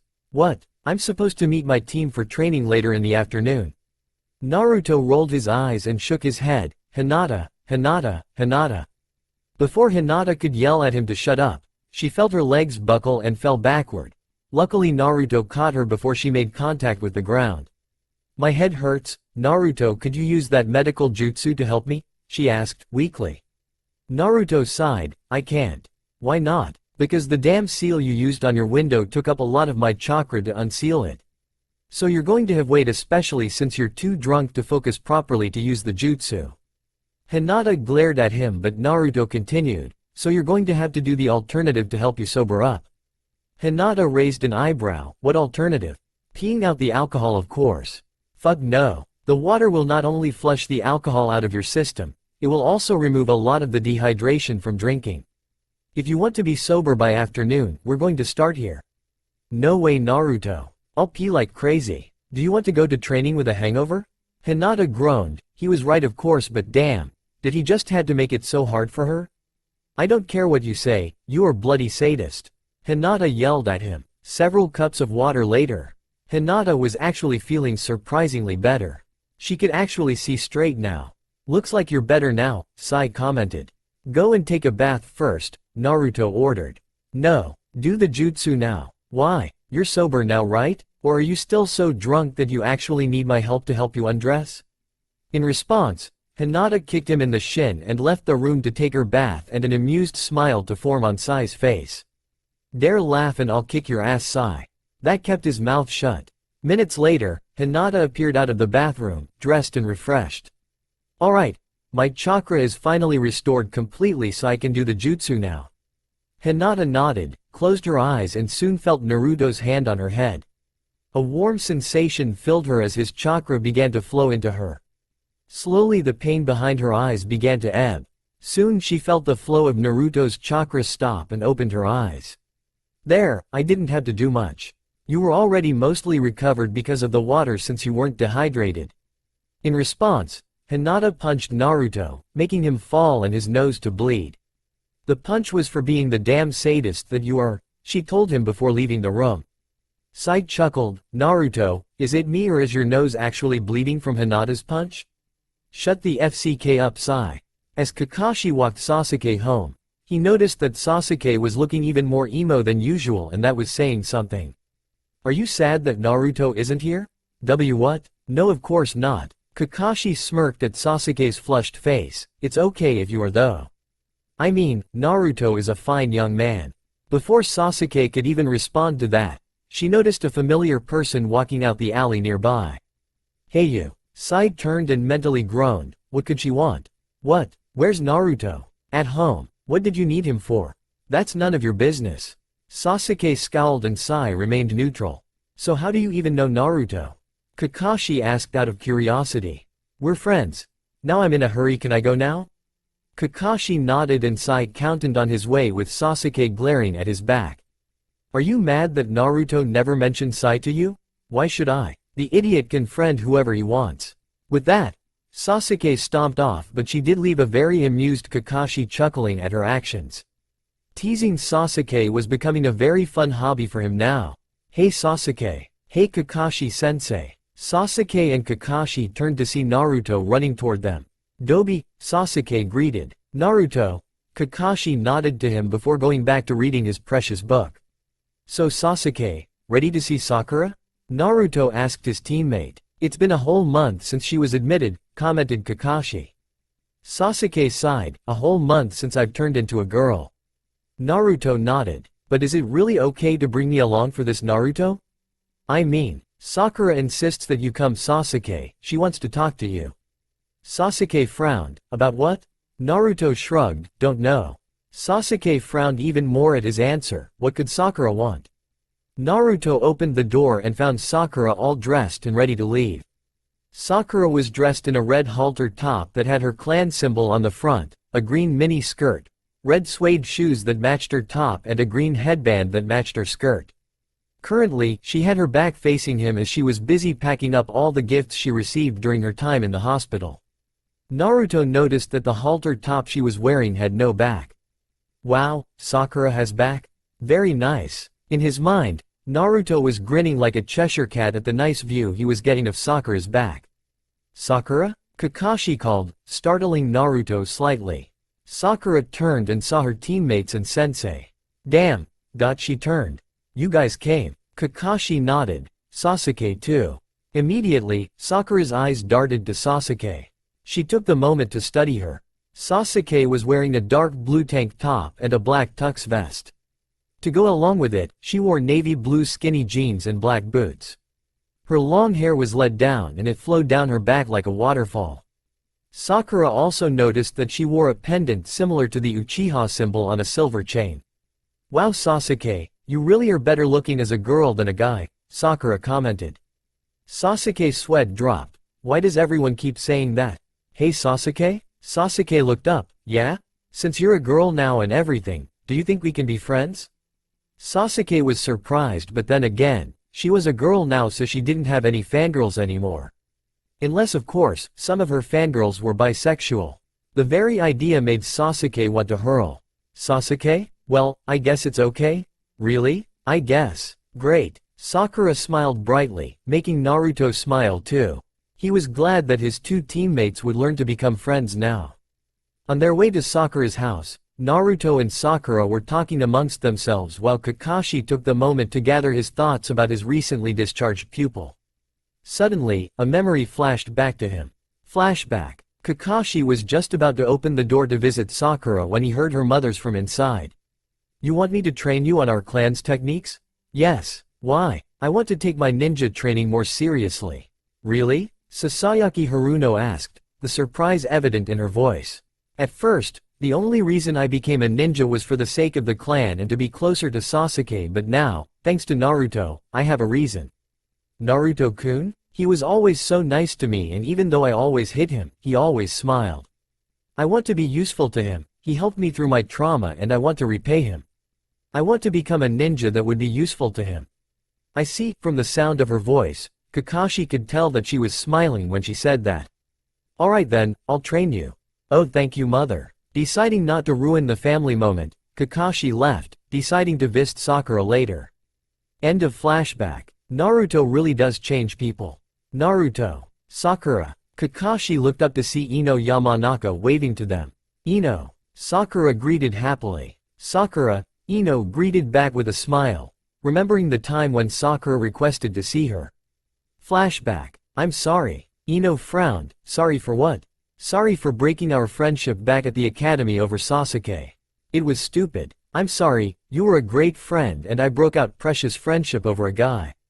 I'm really sorry." Ino was shocked to see that Sakura was crying now. "Ino, could you ever forgive me?" "I could, but only if we become what we were before." Sakura's eyes widened. You still want to be friends?" "If you think you're ready for it."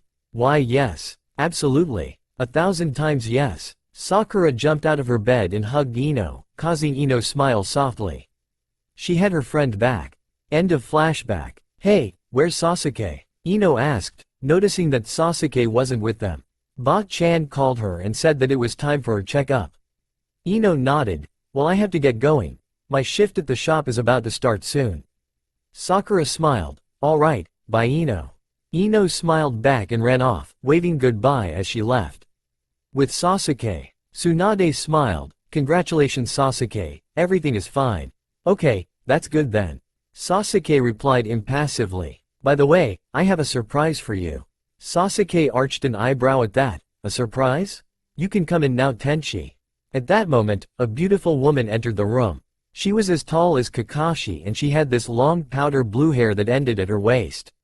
Her creamy white skin reminded Sasuke of swans or alabaster, flushing faintly pink over the cheekbones. Sasuke could have described her to be like an angel at that point, until she saw her eyes. When Sasuke saw her eyes, she felt a chill went up her spine when she saw them. Her blue eyes reminded Sasuke of ice. She felt like that those blue eyes could freeze a soul. The kunyachi in front of her was wearing single light blue colored, off-the-shoulders kimono that extended to halfway down her thighs, with a white sash tied around her waist. She wore a fishnet over her shoulders and fishnet gloves. The long-sleeved kimono was the same color as her eyes and showed off all her curves. Sasuke also noticed that she wore her forehead protector like a headband, similar to Sakura, and its cloth was black unlike Sasuke's where hers was a dark blue. On her feet, she wore knee-high black boots. "Uchiha Sasuke?" Her voice was soft but clear. Sasuke nodded, blushing slightly because she had been staring at her for quite some time. Tenchi smiled and held out her hand and Sasuke took it, shaking it. Sasuke realized how warm and soft her hands were. Tenchi let go and performed a hand seal. Meet me on the hospital once you're done. And with that she disappeared as many Sakura petals fluttered the room. Wow, Sasuke couldn't help but say. She will be your new trainer. Sasuke's eyes widened. Seriously? Tsunade nodded. She's a well-known assassin and our best kunyachi in the village. Her teachings would be useful to you. Also, make sure to call her sensei, you hear? She deserves respect. Sasuke nodded, and that's when she remembered that her new sensei was waiting for her. After a quick bow to Tsunade, she ran out of the room to head for the rooftop. On the rooftop. Okay, let's start with introductions. Just say what you like, dislike, your dreams, and hobbies. That kind of stuff, Tenchi said. Sasuke nodded. And don't give me any vague stuff. I really want to know more about you, alright? Sasuke frowned but complied anyway. My name is Sasuke Uchiha. My hobbies are training and taking walks. My favorite foods are omusubi with okaka and tomatoes, and I hate natto and anything sweet. I dislike loud people and noises. I rather silence more than anything. And I hate dogs. I much prefer cats. Also, I don't really have a dream. It's more of an ambition. I want to kill a certain someone. Uchiha Itachi. Sasuke nodded. Alright, my turn. My hobbies include training, reading and teasing people. My favorite food is dango and I hate cold tea. I like my friends, anyone with a good sense of humor and learning new things. I hate perverts, traitors, anyone who dares to hurt my friends, people that think women are weak and girls that give kunyachi a bad name. My dream is to help you archive your ambition. Sasuke noticed a bitter expression on the older girl's face when she mentioned her dream. Did you know Itachi? I did, but he's a traitor now and that's all that matters. Sasuke nodded. Hey, how old are you? I'm 18. She's as old as Itachi. Maybe they were in the same genin team or something. Anyway, I'll see you tonight, Sasuke. And with that, she disappeared in a puff of smoke, leaving behind a very confused Sasuke. What did she mean, she'll see me tonight? Sasuke asked aloud. And that's when Sasuke remembered what was going to happen that night, the summer festival. Oh crap, I don't have a kimono. Sasuke groaned, realizing that she had to go buy one. Great, just great. Tonight was the night. Tonight was the Konoha's summer festival. The summer air was hot, making it nearly impossible to enjoy the summer festival in a yukata. Naruto tugged on his dark orange yukata's cloth, to reveal more of his bare chest that had beads of sweat dripping down the path of tanned skin to his stomach. He was waiting by the dango booths for Sakura and Sasuke, who was running 15 minutes late. Crap, I hate to wait. The heat was unbearable and he felt like he was being suffocated. It couldn't possibly get any hotter. Hello Naruto. Naruto turned to see Kakashi standing next to him. Even though it was a festival, Kakashi still wore his Junin uniform. Sensei, why don't you wear a yukata? Or a kimono? It's a festival. It's too hot to wear one, Naruto. Naruto frowned at the gray-haired Junin until he heard his name being called. Naruto. Naruto turned and his eyes widened. Whoa, Sakura and Sasuke looked amazing. Sakura wore a beautiful red kimono with pink cherry blossoms flowing across it. Her hair was tied up in a clean bun and a few shiny pink strands fell loose across her forehead. Her green eyes just shone with excitement. Sasuke had left her hair down. It practically shone in the moonlight. She was wearing a dark blue kimono which had a pattern of white flowers on the lower half and in a sort of pattern that it looked like the flowers were blowing away in the wind as she walked. Naruto, don't drool, Kakashi told him. Naruto ignored him and smiled. You girls look great. Sakura and Sasuke blushed and thanked him shyly. Shall we get going? Asked Kakashi. His students nodded and they set off. When they reached the festival, they could already hear the sound of music playing and the sound of everyone having a good time. There were a lot of people at the festival and they tried to look around to see if they could see any familiar faces around, but they couldn't see anyone among the mass crowd of people. They spent a few minutes walking around until they heard someone calling Naruto's name.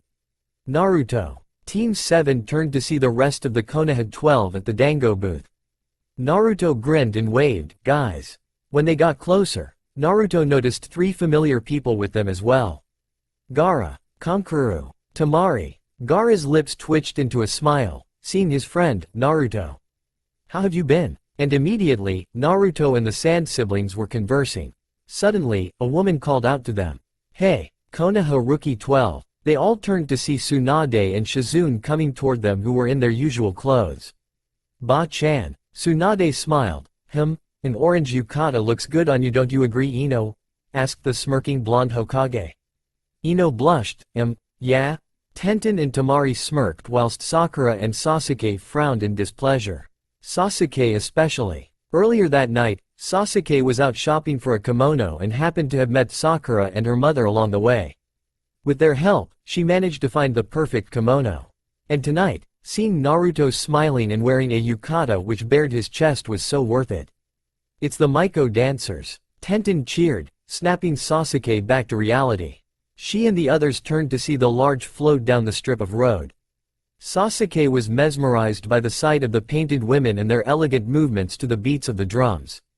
He almost felt himself pulled into a trance from their graceful movements, slowly seeing the story their bodies were telling. Naruto, who noticed this, smiled softly to himself as he was glad that Sasuke was taking some interest in what was going on. He thought she might get bored, knowing how she wasn't type of social events. He watched the dance with her as the float passed. Hello, old hag. Tsunade heard someone addressing her and looked up. Akuma. Sasuke looked up as well, and almost immediately, she felt every drop of blood in her body migrated to her face. Wow. The man before her was wearing a very sleek kimono, which was golden in color and covered with deep, dark red flames. The clothes were elegant and loose, which promised a masculine body underneath. Sasuke took a deep intake of breath to compose herself and to take a closer look at him. He had sun-kissed skin, long crimson hair pulled into a ponytail at the nape of his neck, and black slited crimson eyes that made Sasuke shiver slightly. His eyes somewhat reminded her of her new sensei. Her sensei's eyes could freeze a person's soul, but this person's eyes could burn a person's soul. His eyes were like flames of fire. And that's when Sasuke noticed that he was smirking in amusement and was looking at her. Like what you see, Uchiha. Sasuke's face flamed and looked away, and no. This only caused the red-haired man to smirk even wider. Oh really? But before he could get closer to her, a voice from behind stopped him. Don't tease my new student Akuma. Akuma sighed as his friend came to stand next to him and greet Sasuke. I told you we'll see one other tonight, didn't I, Sasuke? Sasuke's eyes widened when she recognized her. Tenchi-sensei. Tenchi was indeed a thing of beauty, no doubt about it. Her hair was tossed up, held together by two long golden hairpins that had light and dark blue ornaments dangling from their base, while a few of her smaller strands fell alongside her cheeks. She smiled up at her with her icy blue eyes of hers. Tenchi's kimono was light blue, matching her eyes. Dark blue embroidered dragons ran up and down the edges of it. Its claws and teeth were silver and his eyes gold. To Sasuke, the dragons almost seemed alive to her. Her kimono was short and ended at mid-thigh, allowing for anyone's eyes to linger at her creamy skin and well-toned legs. The kimono also revealed her shoulders, where it bared her flawless, noble-looking skin. On her feet, she wore golden high heels. Tenchi really was a stunning woman. Looking at both Akuma and Tenchi, they just looked amazing standing next to each other. Are you two dating? Asked Ino. Akuma groaned and jerked a thumb in Tenchi's direction. Oh god no. Who wants to date this troublesome woman? Tenchi glared at him and Akuma ignored her in response. Anyway, it's nice to see that the two of you managed to make it, Akuma. Tenchi, Tsunade greeted. Akuma smiled and Sakura gasped. Why, you have fangs? Yup, why? You want me to bite you, he asked, smiling at her seductively, causing Sakura to blush. Kitsune, stop being such a bloody Casanova already. Akuma turned and poked his friend on the forehead, and you don't pout, Miss Jigoku. Tenchi stuck her tongue out at him and Akuma rolled his eyes. Are you a vampire or something? Tenten asked, curious about his fangs. Nah, I was born with them. Shizune shook her head, the handsome devil and the beautiful angel. God, just why can't you two just date already? Tenchi and Akuma rolled their eyes in unison. I'd rather die. At that, Naruto and Hinata turned to each other, sharing a secret smile. Akuma and Tenchi were just covers Naruto and Hinata used when they had to make public appearances. The two posing as their counterparts were blood clones which took practically 3/4 of their chakra. It was tiring to keep them, but they were the best to use in such situations. Tsunade had wanted Tenchi and Akuma to make a public appearance at the festival as she had wanted the both of them to perform. This summer festival was a special one as it was 25-year anniversary, which helped convince Naruto and Hinata to make the clones. Anyway, I want cotton candy. Come on Akuma. And with that, she grabbed her friend's hand and dragged him to where the cotton candy stand was. Naruto grinned. She's got an idea. Let's have some fun, guys. Naruto's friends nodded. Time to some fun. Ino approached Naruto, blushing furiously. Naruto? I was wondering whether you would be my escort? Before Naruto could respond, his pink-haired teammate stopped him. Wait Naruto. I wanted. Forehead. Go away. I'm talking to Naruto. Yelled Ino, angry that Sakura had interrupted her. Sakura scowled, but before she could retort she heard a snort from her side. What are you laughing at, Sasuke? Ino asked, irritated. Just how stupid you both look fighting, she answered smugly. Sakura rolled her eyes. Well, like you weren't going to ask him yourself. Sasuke's cheeks tinted red at that point. Whatever. Naruto's sweat dropped at the scene and turned when he heard a familiar snicker next to him. He turned to see that it was Sai, wearing a formal black yukata. What are you doing here? Naruto asked. I'm hurt Naruto, don't you want me here? It's just that. You. Sai looked at the finger-pointing Uchiha. What do you want, big breasts? Immediately, time seemed to stop as the rookie 12 all turned to see what Sasuke's reaction would be. It was so silent, you could hear a pin drop. Asuma leaned over to Kakashi, a smirk playing in his lips. $10 she rips his head off. He muttered and Kakashi smirked sadistically under his mask. $10 she uses Chidori on him. Deal. They answered at the same time, turning again to see the show as they shook hands. I'll kill you. Naruto tried calming Sasuke down. Ma Sasuke. Don't get hasty. But Sasuke wasn't listening. Sai had hurt her pride and she was going to make him pay dearly for it. Her Sharingan eyes burned with intense fury as she glared at the black-clad man before her. Give me your best shot, Sai challenged. Letting out a startled cry, Naruto pulled Sasuke into a headlock, preventing the dark-haired girl from charging at him. Come on Sasuke, cool it. Hinata's sweat dropped. Please Sasuke. Sai is just difficult. I'm so sorry about him. Sasuke frowned and turned to look at Hinata. How do you even know him? I met Sai-kun before when him and Naruto-kun were hanging out once. Sasuke sighed as she let her eyes go back to Obsidian Onyx, much to the disappointment of Asuma and Kakashi. Fine. Naruto released her from his hold and beamed. Thanks Sasuke. Sai frowned. Sasuke glared at him in response. Naruto then turned to look at Sai, suspicious. So did you come here just to piss off Sasuke or? Not just, I wanted to see whether you and Hinata were free. I wanted to spend some time together at the festival. Sure Sai-kun, said Hinata stepping forward. But Hinata, we were supposed to spend this festival with each other as teams, whined Kiba. Sai deadpanned when he saw Hinata looking guilty and sighed. Fine, go off and have your little fun.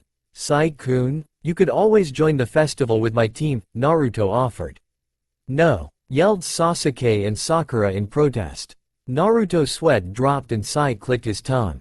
TCH, the girls just love Naruto, don't they? He said, turning to Hinata. Hinata just giggled in response, making Sai smile a bit. Hinata looked pretty. She was dressed in a beautiful white kimono with lavender flowers embroidered in the hem and a matching colored underrobe, while the obi contrasted it with its light purple obi. Her night dark tresses were twisted into an elegant bun with a lovely ivory comb with a spray of lavender flowers on the end. She had never been so beautiful. Sai? Yo Sai. Sai looked up, a scowl on his face. What? He was pissed that Naruto had pulled him out of his little dream world. Naruto, however, was frowning. He found it odd that Sai was looking at Hinata with such a soft look in his eyes. Could it be? Hokage-sama. Suande turned to see a ninja bowing down to her. Yes? Akuma-sama and Tenchi-sama are ready to perform. Tsunade smiled. Perfect. Tenchi-sensei is going to perform? Sasuke asked. Shizune nodded. How about you lot come and watch? The two of them are fantastic performers. Sai smirked. Why not? The Konoha 12 agreed and followed the two women to a huge stage in the central square. Wow, Ino couldn't help but say when she saw how crowded the square was. There was huge stage built right before them. Tsunade went up to the stage and greeted the citizens. People of Konoha, we are gathered here today to celebrate 25 years of celebrating this summer festival. Tonight is truly special as we have our two infamous elite ninja, Akuma Kitsune and Jigoku Tenshi, to perform for us tonight. Immediately, the crowd that had gathered cheered hearing the names of the performers. First up is Akuma Kitsune. The crowd looked in awe when the curtains opened and there was Akuma, and next to him was a clone of himself. They were both wearing the same costume, a black and red mandarin vest and matching black pants. They were both barefoot as well, and a scarf was tied around their waist. The drum started to roll and then it began. The fire moved between the two Akumas, never touching them as they threw torches into the air and back and forth. The flames reached out towards the crowd, daring them to come closer. The fire licked the bare skin of the Akumas, never burning them. They danced around, blowing fire into the air, juggling burning torches, and doing tricks. The crowd was hypnotized. The little children smiled and clapped as their mothers and fathers held them, watching as the show came to an end. Everyone clapped and cheered as the two Akumas bowed, smiles plastered to their faces. The two clones waved to the ecstatic crowd as they left the stage.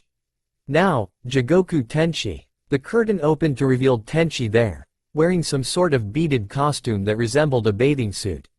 The bikini-styled top had hundreds of short strands of beads along every edge, as did the small triangular shawl that she had tied around her waist. The costume matched perfectly with the powder blue color of her hair. The soft beat of the drum pounded in the audience's ears as Tenshi rose from her crouching position on the floor. Candles were placed on the floor around her feet to illuminate her body as she moved to the music playing in the background. Her ankle-length skirt swirled around her as she spun around, and then stopped abruptly, the beads at the bottom making a clicking sound. She slowly slid down into a split, her hands making circular motions in the air above her head.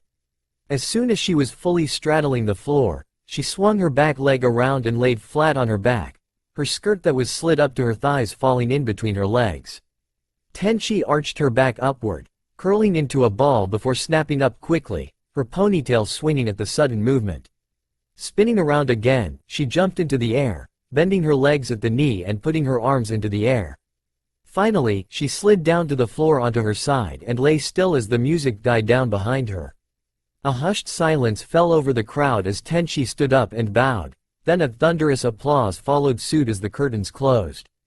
And finally, the final dance of the night. The curtains opened again revealing Akuma and Tenshi, but this time, dressed differently. Akuma was wearing a red yukata that matched his eyes, whilst Tenshi was wearing a traditional kimono, a deep shade of blue with rose blossom imprints on it which complemented her eyes too. Akuma took out a flute from his sleeve and began to play as Tenshi danced along to it. The sound it made was simply astounding. Akuma's fingers moved like liquid over the many individual air holes whilst Tenshi danced to the music as graceful as a ballerina herself.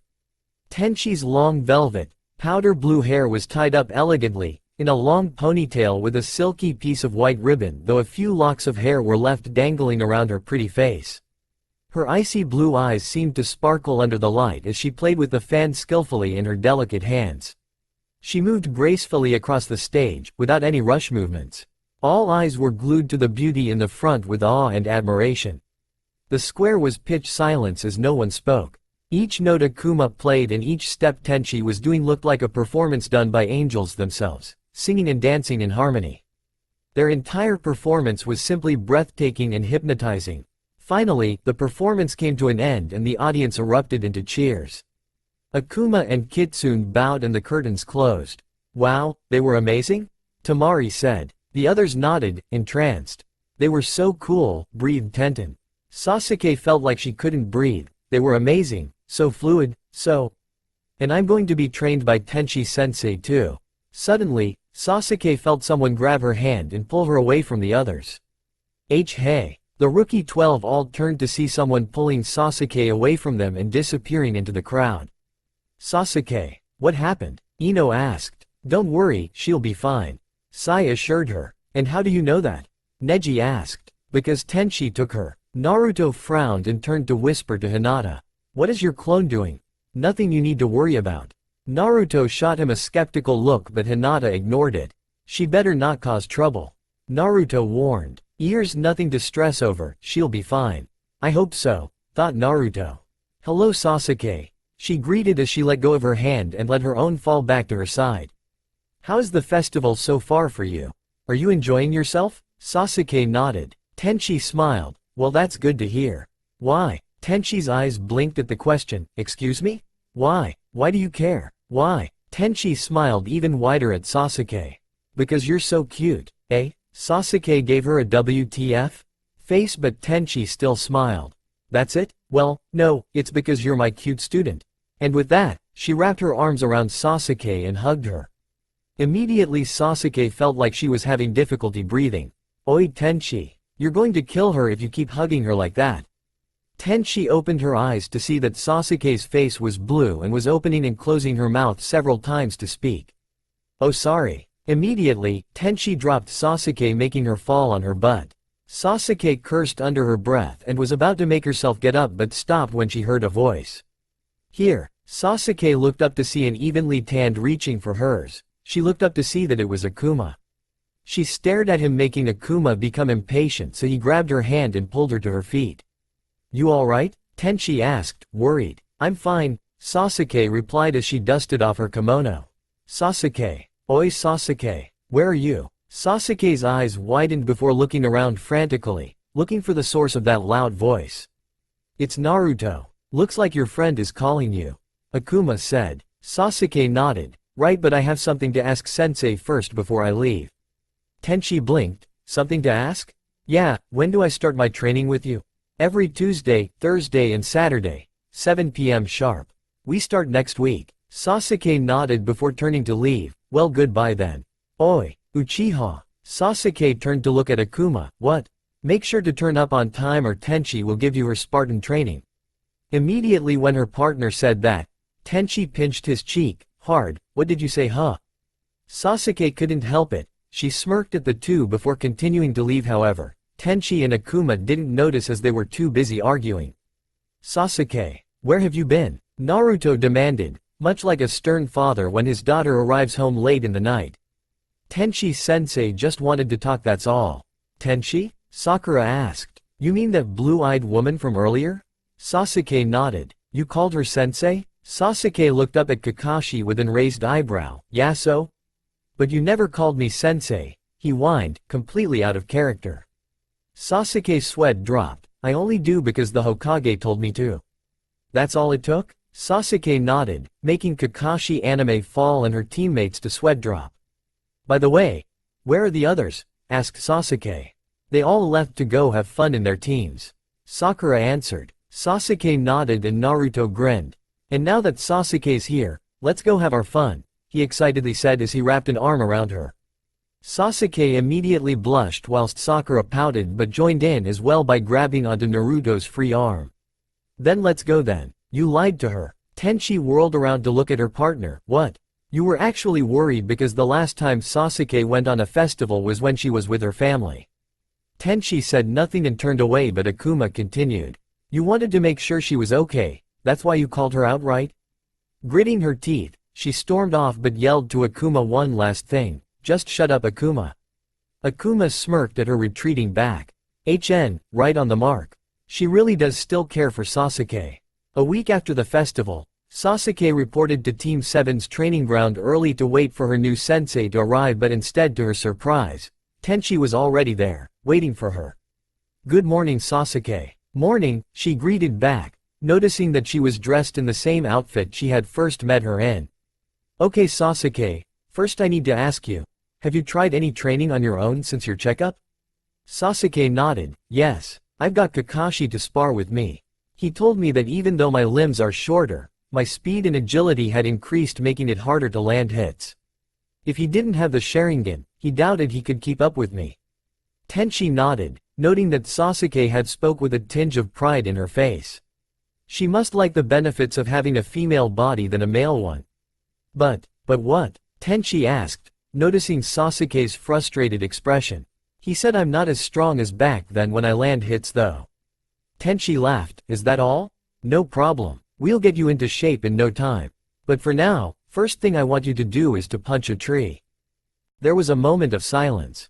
Excuse me? Sasuke finally asked. You heard me. Sasuke frowned but complied. She went over to one of the trees in the area and punched. She screamed in extreme pain when she felt her hand hurt and drew back immediately. Out of all trees, you choose the biggest and toughest one to punch. Nice pick. Sasuke turned to glare at her, but Tenchi ignored it and went over to pick up Sasuke's bruised hand to examine it. Sasuke was surprised when she saw her bruised hand glow green and felt the pain ebbing away. What did you do? Medical ninjutsu. I'll teach you once we're done with your physical training. Physical training? I don't need any. Why should I? You can't even beat a tree and you still say that you don't need any? Tenchi retorted. Sasuke frowned, irritated. Tenchi dropped Sasuke's hand and took out some cloths and bandages from her pocket. Tie these around your fingers and palm like a bandage. Sasuke followed her instructions word for word but didn't understand the reason behind these actions. Noting Sasuke's frustration, Tenchi explained. For today, I'll give you some simple exercises that will test your physical body and tire you out but won't hurt you much. First, I'll expect you to improve the power of your punches. I want you to continuously punch this tree, indicating the big tree behind Sasuke, until you leave a dent at least half an inch thick into the tree. The cloths are to protect your knuckles and fingers from bruising too much. Sasuke frowned. Why can't I punch this tree? She asked, pointing to the one that had given her an injured hand. Tenchi smirked at her and slammed her open palm onto the tree. The sudden impact sent slight shockwaves into the ground and plenty of leaves started falling from the said tree. When Tenchi finally removed her hand, a finely detailed handprint was revealed on the surface of the tree. It had a dent 1 inch deep from the surrounding bark. Sasuke underwent pure shock at her sensei's show of power. There was absolutely no chakra involved in that slam. See now why I want you to practice? Sasuke nodded, still dumbfounded by her slam. When you're done with the tree, you're to run 100 laps around Konoha, 2,000 push-ups, 5,000 sit-ups, and 2,000 tree sit-ups. Sasuke's jaw dropped in shock. That many? Tenchi nodded. Now get to it. Especially if you want to finish before nighttime. Sasuke sighed, but went off to start her nightmare workout. Tenchi watched the entire time, making sure she wasn't hurt or injured during so. When Sasuke finally finished, she let herself fall backward onto the grass to rest her aching limbs and muscles. I've never been pushed this hard before. She closed her eyes to let her exhaustion take over and immediately slipped into unconsciousness. Tenchi walked over and picked up the sleeping girl. Time to take her home. Sasuke awoke to find that she was in her bed in her own bedroom, but her clothes changed. She was now dressed in a black camisole and shorts. My clothes? She turned and noticed a note on her dressing table. She picked it up and began to read. Sasuke, good job today. I've changed your clothes for you because they stank of sweat and your ones from earlier are in the laundry. Make sure to get plenty of rest.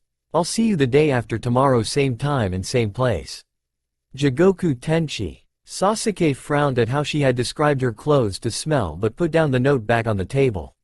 She fell back against her pillow and burrowed underneath the blankets, reveling in the cool, comforting sheets. She soon fell asleep, surrendering to the call of her bed. The next day, Naruto decided to visit Sasuke and ask her on how her training went. Hinata had already told him, but Naruto still wanted to check on his teammate. The door was unlocked, so he let himself in. He found her in her bedroom, sleeping, but she was sweating a lot and she looked to be having a nightmare. Ka-san, must be a nightmare of the night of the massacre. I have to wake her up, Naruto thought, closing his eyes. Sorry. He slapped her, hard. Peeking out of one eye, he saw Sasuke's eyes open. She gingerly touched her cheek that was beginning to turn red, and winced. Bastard, you would actually hit a girl in her sleep? She growled. You were having a bad nightmare, Naruto told her. Sasuke's eyes widened slightly. Why, you saw? Not much. Before Sasuke could respond, she sneezed loudly into Naruto's shirt, covering Naruto with a mixture of saliva and mucus. Needless to say, Naruto was not amused but kept his cool. He then noticed that the normally snow-white skin face of Sasuke's was paler than usual and shining with a thin layer of sweat. Her eyes seemed abnormally bright too. A quick check of her temperature and a few minutes of listening to her cough and sniffle confirmed his suspicions. Sasuke had caught a cold. You're sick. Like I haven't figured that out, Dobi. Sasuke started to cough violently and Naruto watched in silence. He wondered vaguely what it was like to be sick. The Kyuubi had always made his immune system incredibly strong, so the most he ever got was a cough for a day or so, or a runny nose. Nothing serious. Where's your bathroom? Naruto asked. Why? Sasuke's widened when she realized that she sounded like a dying frog when she just spoke, but it did make Naruto laugh. Naruto, you bastard, don't laugh. It's just a tad case of laryngitis. You'll be fine in a few days. Naruto finally said, besides I think it's cute. In his mind, Naruto smirked when Sasuke blushed a pretty red. I idiot, don't jokes with me, Sasuke screamed out, making her voice sound sadly like Minnie Mouse. She immediately covered her mouth. Damn it, Naruto smirked and took a mental note to make Sasuke blush more often. His smirk immediately disappeared when he saw that Sasuke's eyes were fluttering. Hey Sasuke, don't. He went over and caught Sasuke from falling, who was deadly close to hitting her head on her bedpost. Sasuke, however, seemed to have no intention of waking up anytime soon. Instead, she subconsciously snuggled deeper into her source of warmth, Naruto's arm. Naruto fought to fight down a blush. Well damn, Sasuke awoke to find herself dressed differently from before.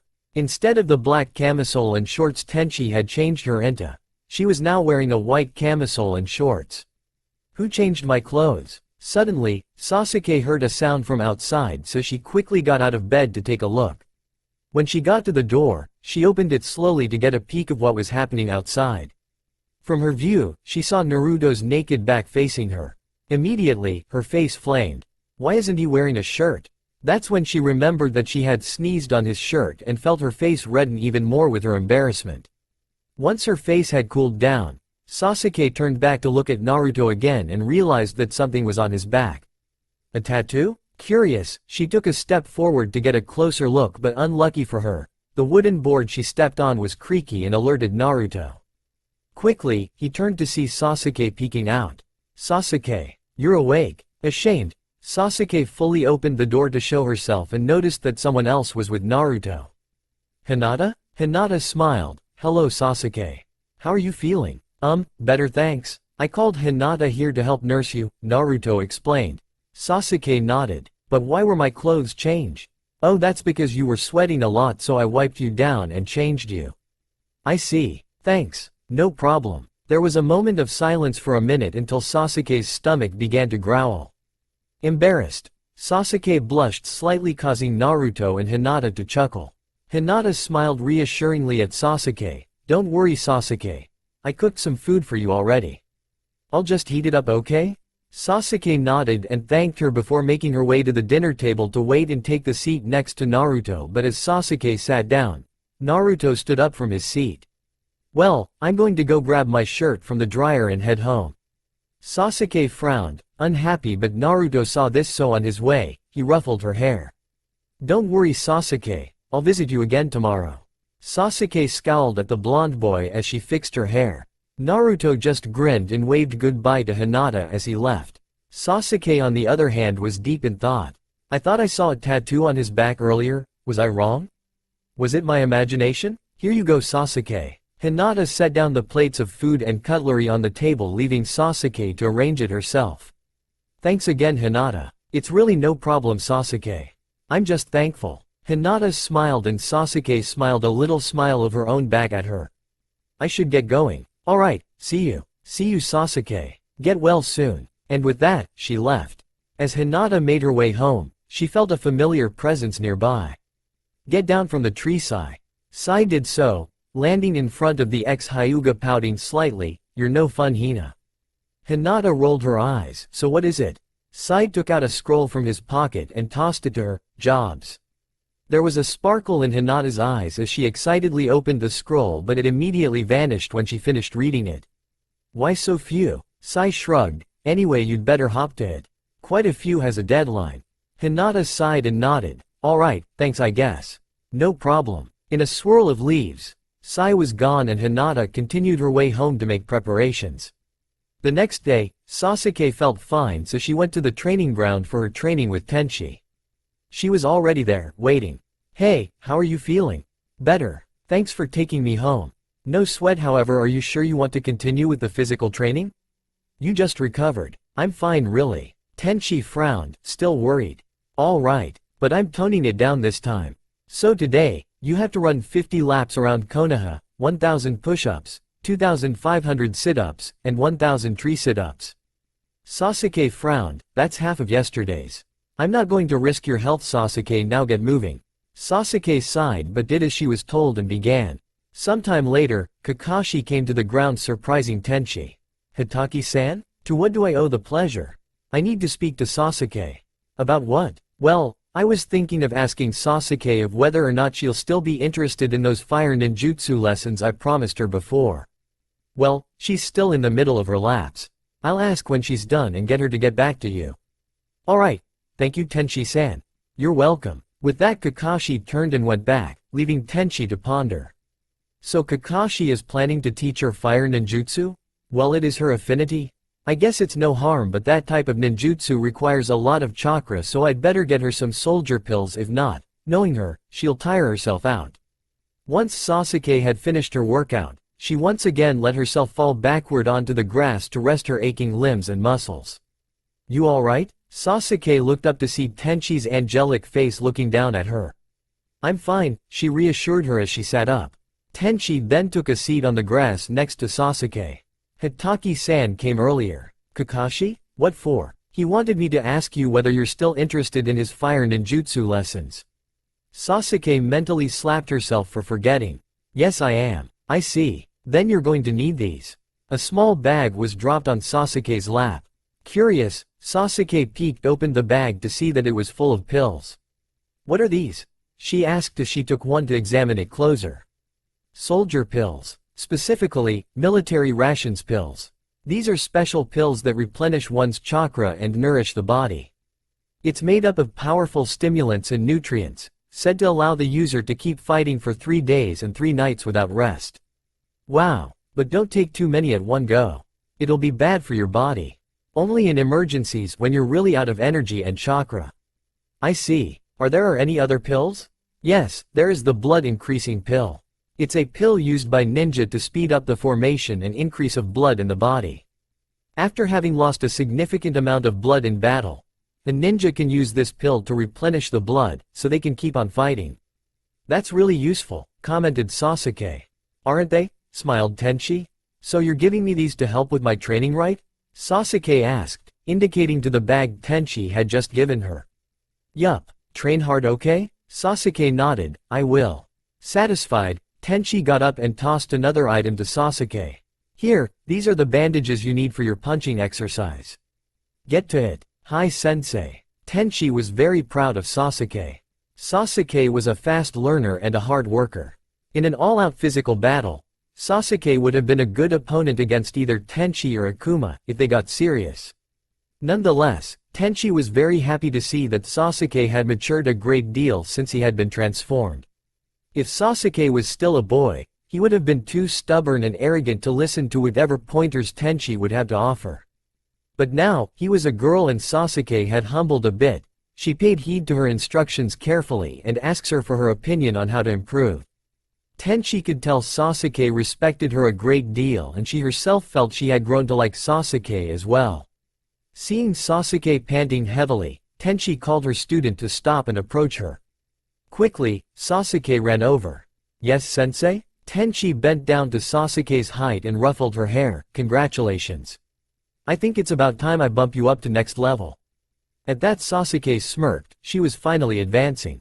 Tenchi straightened her back and grinned. Next, we're going to work on you mentally. Sasuke stared her in response, trying to comprehend what she meant. Work on me, mentally? She asked, puzzled.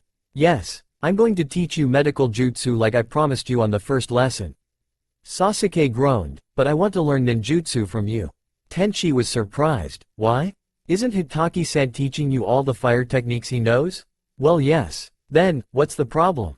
But I want to learn from you too. I hear you're really powerful.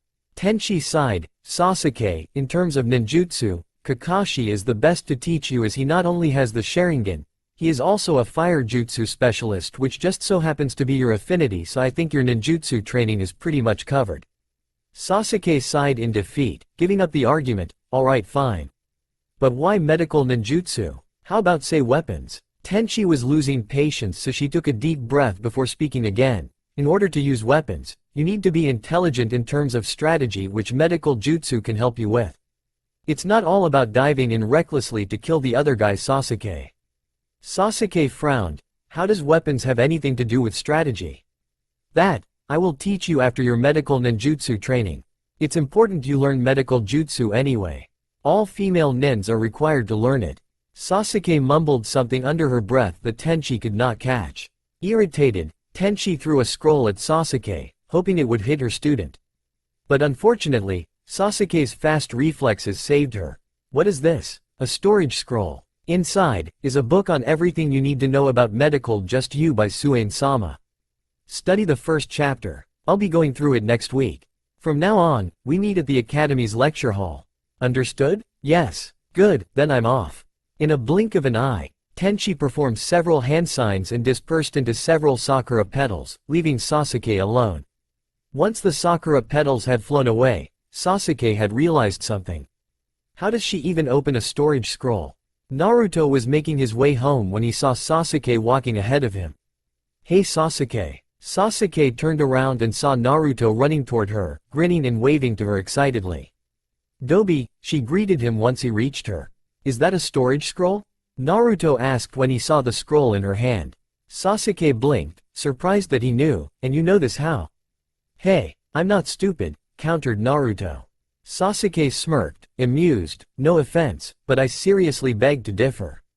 Naruto stuck his chin up, trying to look smug. Well, pervy sage had been teaching me seals. That's why I know. Does that mean you know how to open this? Sasuke asked, holding out the scroll. Sure do. Excited to show off, Naruto grabbed the scroll from her and opened it on the floor. Inside was a seal. Quickly, Naruto performed the seals as Sasuke watched on, her Sharingan activated. Finally, to finish it off, Naruto slammed his hand on the seal and opened it. With it, a large puff of smoke came about, and on top of the scroll, there laid a large book that read, Guide to Become Medical Ninjutsu Specialist by Tsunade Senju. Hey, this book was written by Obaa-chan. Sasuke's eyes practically bugged out at the size and thickness of the book. She couldn't help but think it would take forever to finish her medical ninjutsu training. So you finally started, huh? Naruto asked, breaking Sasuke's train of thought. What do you mean finally? Well, all the other girls already started. Hinata-chan was taught by her mom when she was younger, so she's undergoing special training by Shizune-chan. Sakura-chan, Ino-chan and Ten-Ten-chan started a few months ago.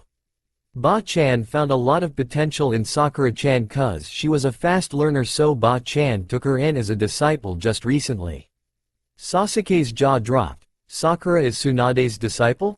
It made sense, she had to admit. Sakura and Tsunade were a lot alike. They both had short tempers, incredible strength, and both had incredibly high IQ. Now that she thought about it, Naruto was being taught by a Sannin too. If Sasuke had succeeded in reaching Orochimaru, that would mean the whole of Team 7 was trained by the Sannin team. Maybe even become the next Sannin. Sasuke. Sasuke blinked her eyes and looked at Naruto. What? You're spacing out. Anyway, here's your scroll back. Sasuke was surprised. You sealed it back already? It's easy. Just do the seals on how to open it backwards. Oh, okay. Thanks, she said, taking back the scroll. No prob. I gotta go. I haven't watered my plants today. See you, Sasuke. With that, Naruto sped off, leaving Sasuke in his dust. Guess the Dobi had matured too. Now, what kind of top should I wear? Midriff maybe? Ino resisted the urge to sigh. She really didn't want to do this. She wanted to work in the shop today because today was Naruto's work day too. Sakura had begged her yesterday for Ino's fashion advice, and Ino just couldn't say no.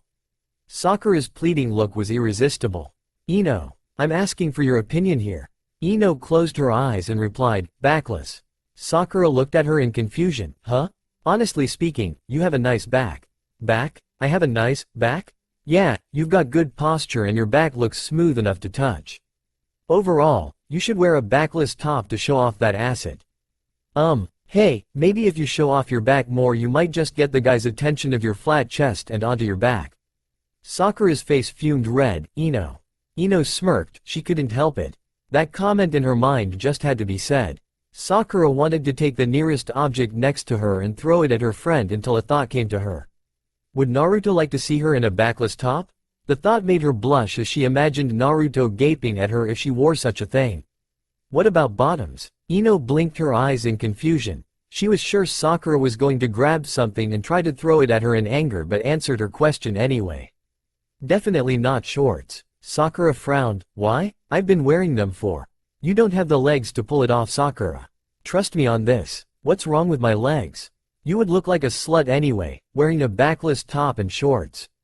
That shut Sakura up. She could imagine it, people calling her whore if she wore such a combo. Okay, so what should I wear instead? 3/4 pants definitely, Ino told her, with utmost certainty in her voice. Any gear? Sakura asked. Let's find you that top and pants first. The next day, Naruto had just entered the usual training spot for Team 7 when he heard his name called. Naruto. Naruto turned to find his pink-haired teammate running over to him. He waited until she caught her breath before speaking to her. Hey Sakura-chan, what's up? He asked. Sakura grinned and gave Naruto a little twirl. What do you think of my new look? Naruto looked her up and down, taking in Sakura's new look. From her twirl, Naruto saw that Sakura wore a backless top, similar to the one she wore the last time at the hospital, but the shade of red was different from her usual. It was darker, making it easier for her to camouflage if she were to hide. Her pants were 3/4 long and dark green. She still wore her ninja headband the same and the regulation shinobi sandals and kunai pouch on the thigh, but this time she wore gloves on her hands that matched. All in all, she looked good. When he told her so, Sakura was elated. Thanks, but it looks like you changed too. For the better too. Naruto grinned. Naruto wore a black sleeveless top with green army 3/4 camouflage pants that had a lot of pockets, perfect for storing extra weapons. He still wore his ninja headband the same and still wore the regulation sandals and kunai pouch on the thigh. Sakura had to say, Naruto was looking really handsome. Until she saw his hands. Naruto, why are you still wearing orange? Naruto was wearing neon orange wristbands. Naruto laughed. I can't totally give up orange, Sakura-chan. Besides, Kakashi-sensei is just happy enough with the top and pants not being orange anyway. Sakura groaned. She hated the fact that Naruto loved orange. It looked good on him, she admitted, but did he seriously have to use that for ninja wear? He could be killed if he got spotted. Sakura-chan? Naruto asked, worried when she stopped talking. Nothing, except? Naruto probed. Sakura blushed and in a nervous fashion, she began twirling a strand of her pink hair with her finger. I was wondering. Yes? Would you gonna date with me? His pink-haired teammate asked in a rush.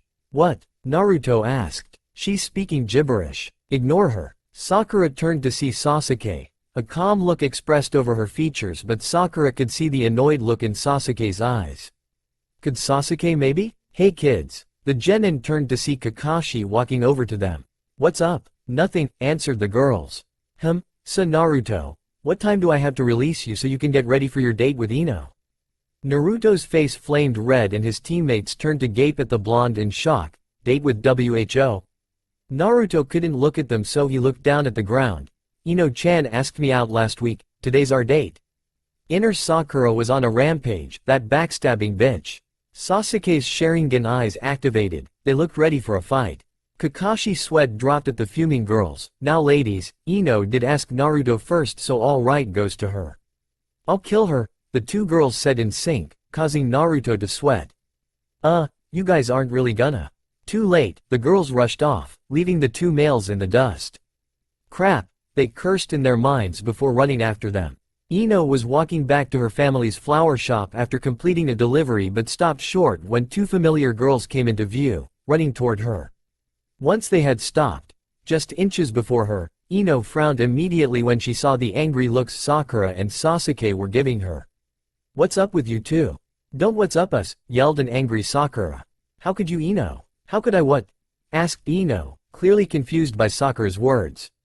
How could you ask Naruto out on a date when you knew I liked him?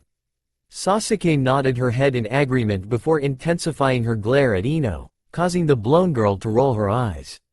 Seriously? That's what you guys are so hot and bothered about? Oh Cammy. It's only a date. Besides, it's not my fault you guys don't have the guts to ask him out. Sakura fumed. I do too have guts. I was just asking him earlier.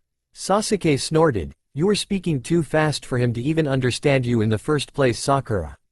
Sakura felt her face redden, but this time due to embarrassment instead of anger. Well, I was just about to speak clearly until you came. Sure, was Sasuke's disbelieving reply. Ino shook her head. Well, since you guys are busy bickering. I'm going now. Ino turned to walk away, but Sasuke had stepped forward and placed a firm hand on Ino's shoulder. Not so fast. Ino turned, raising an eyebrow at the pale-skinned teen. Does this mean, Sasuke, that you admit to liking Naruto? Quote. Sasuke felt her cheeks grow warm but nonetheless answered the question in a small voice. It was only because Ino was so close that she could even hear her. Yes. My, this makes some good blackmail material for me to use, a familiar voice spoke up. The girls turned to the right, only to see Sai there, smirking with his back against a giant oak tree. Sasuke was the first to catch on, her face then showing a look of horror when she realized what the consequences would be.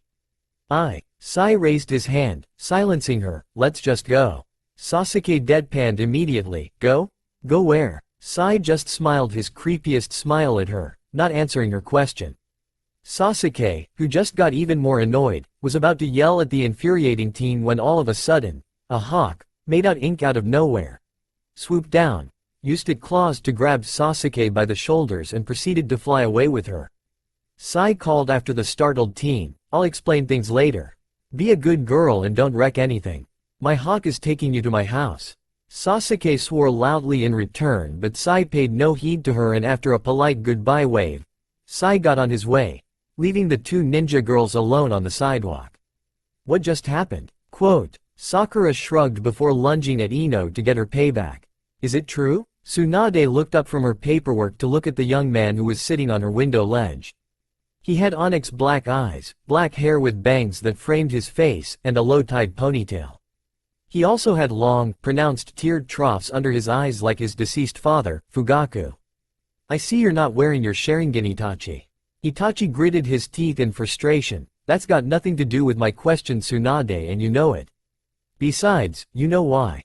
So your vision really is deteriorating? Asked Tsunade. Unfortunately, sighed the double agent. You should stop, Itachi. We can't have you going blind. Itachi didn't answer her, but instead he repeated the question he asked earlier. So is it true?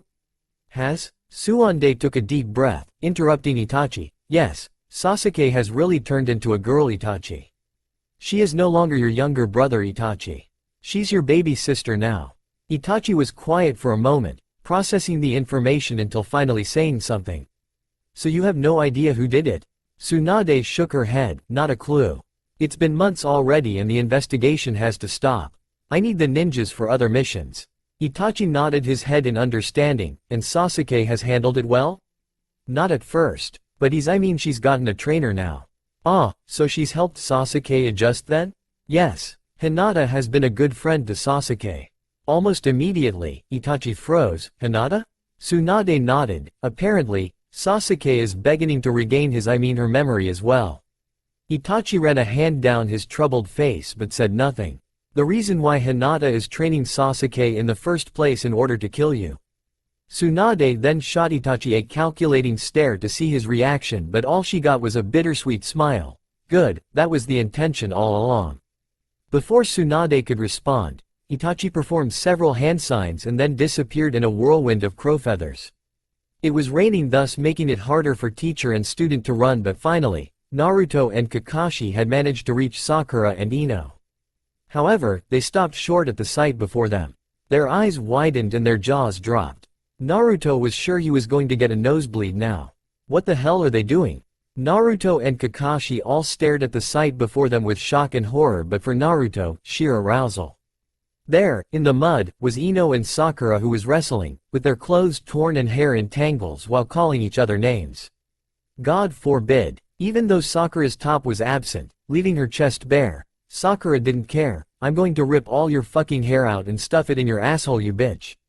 Ino scowled at her friend as she screeched at her friend at the insult, unknown to the fact that her clothes was clinging to her like second skin as she wrestled with Sakura in defense.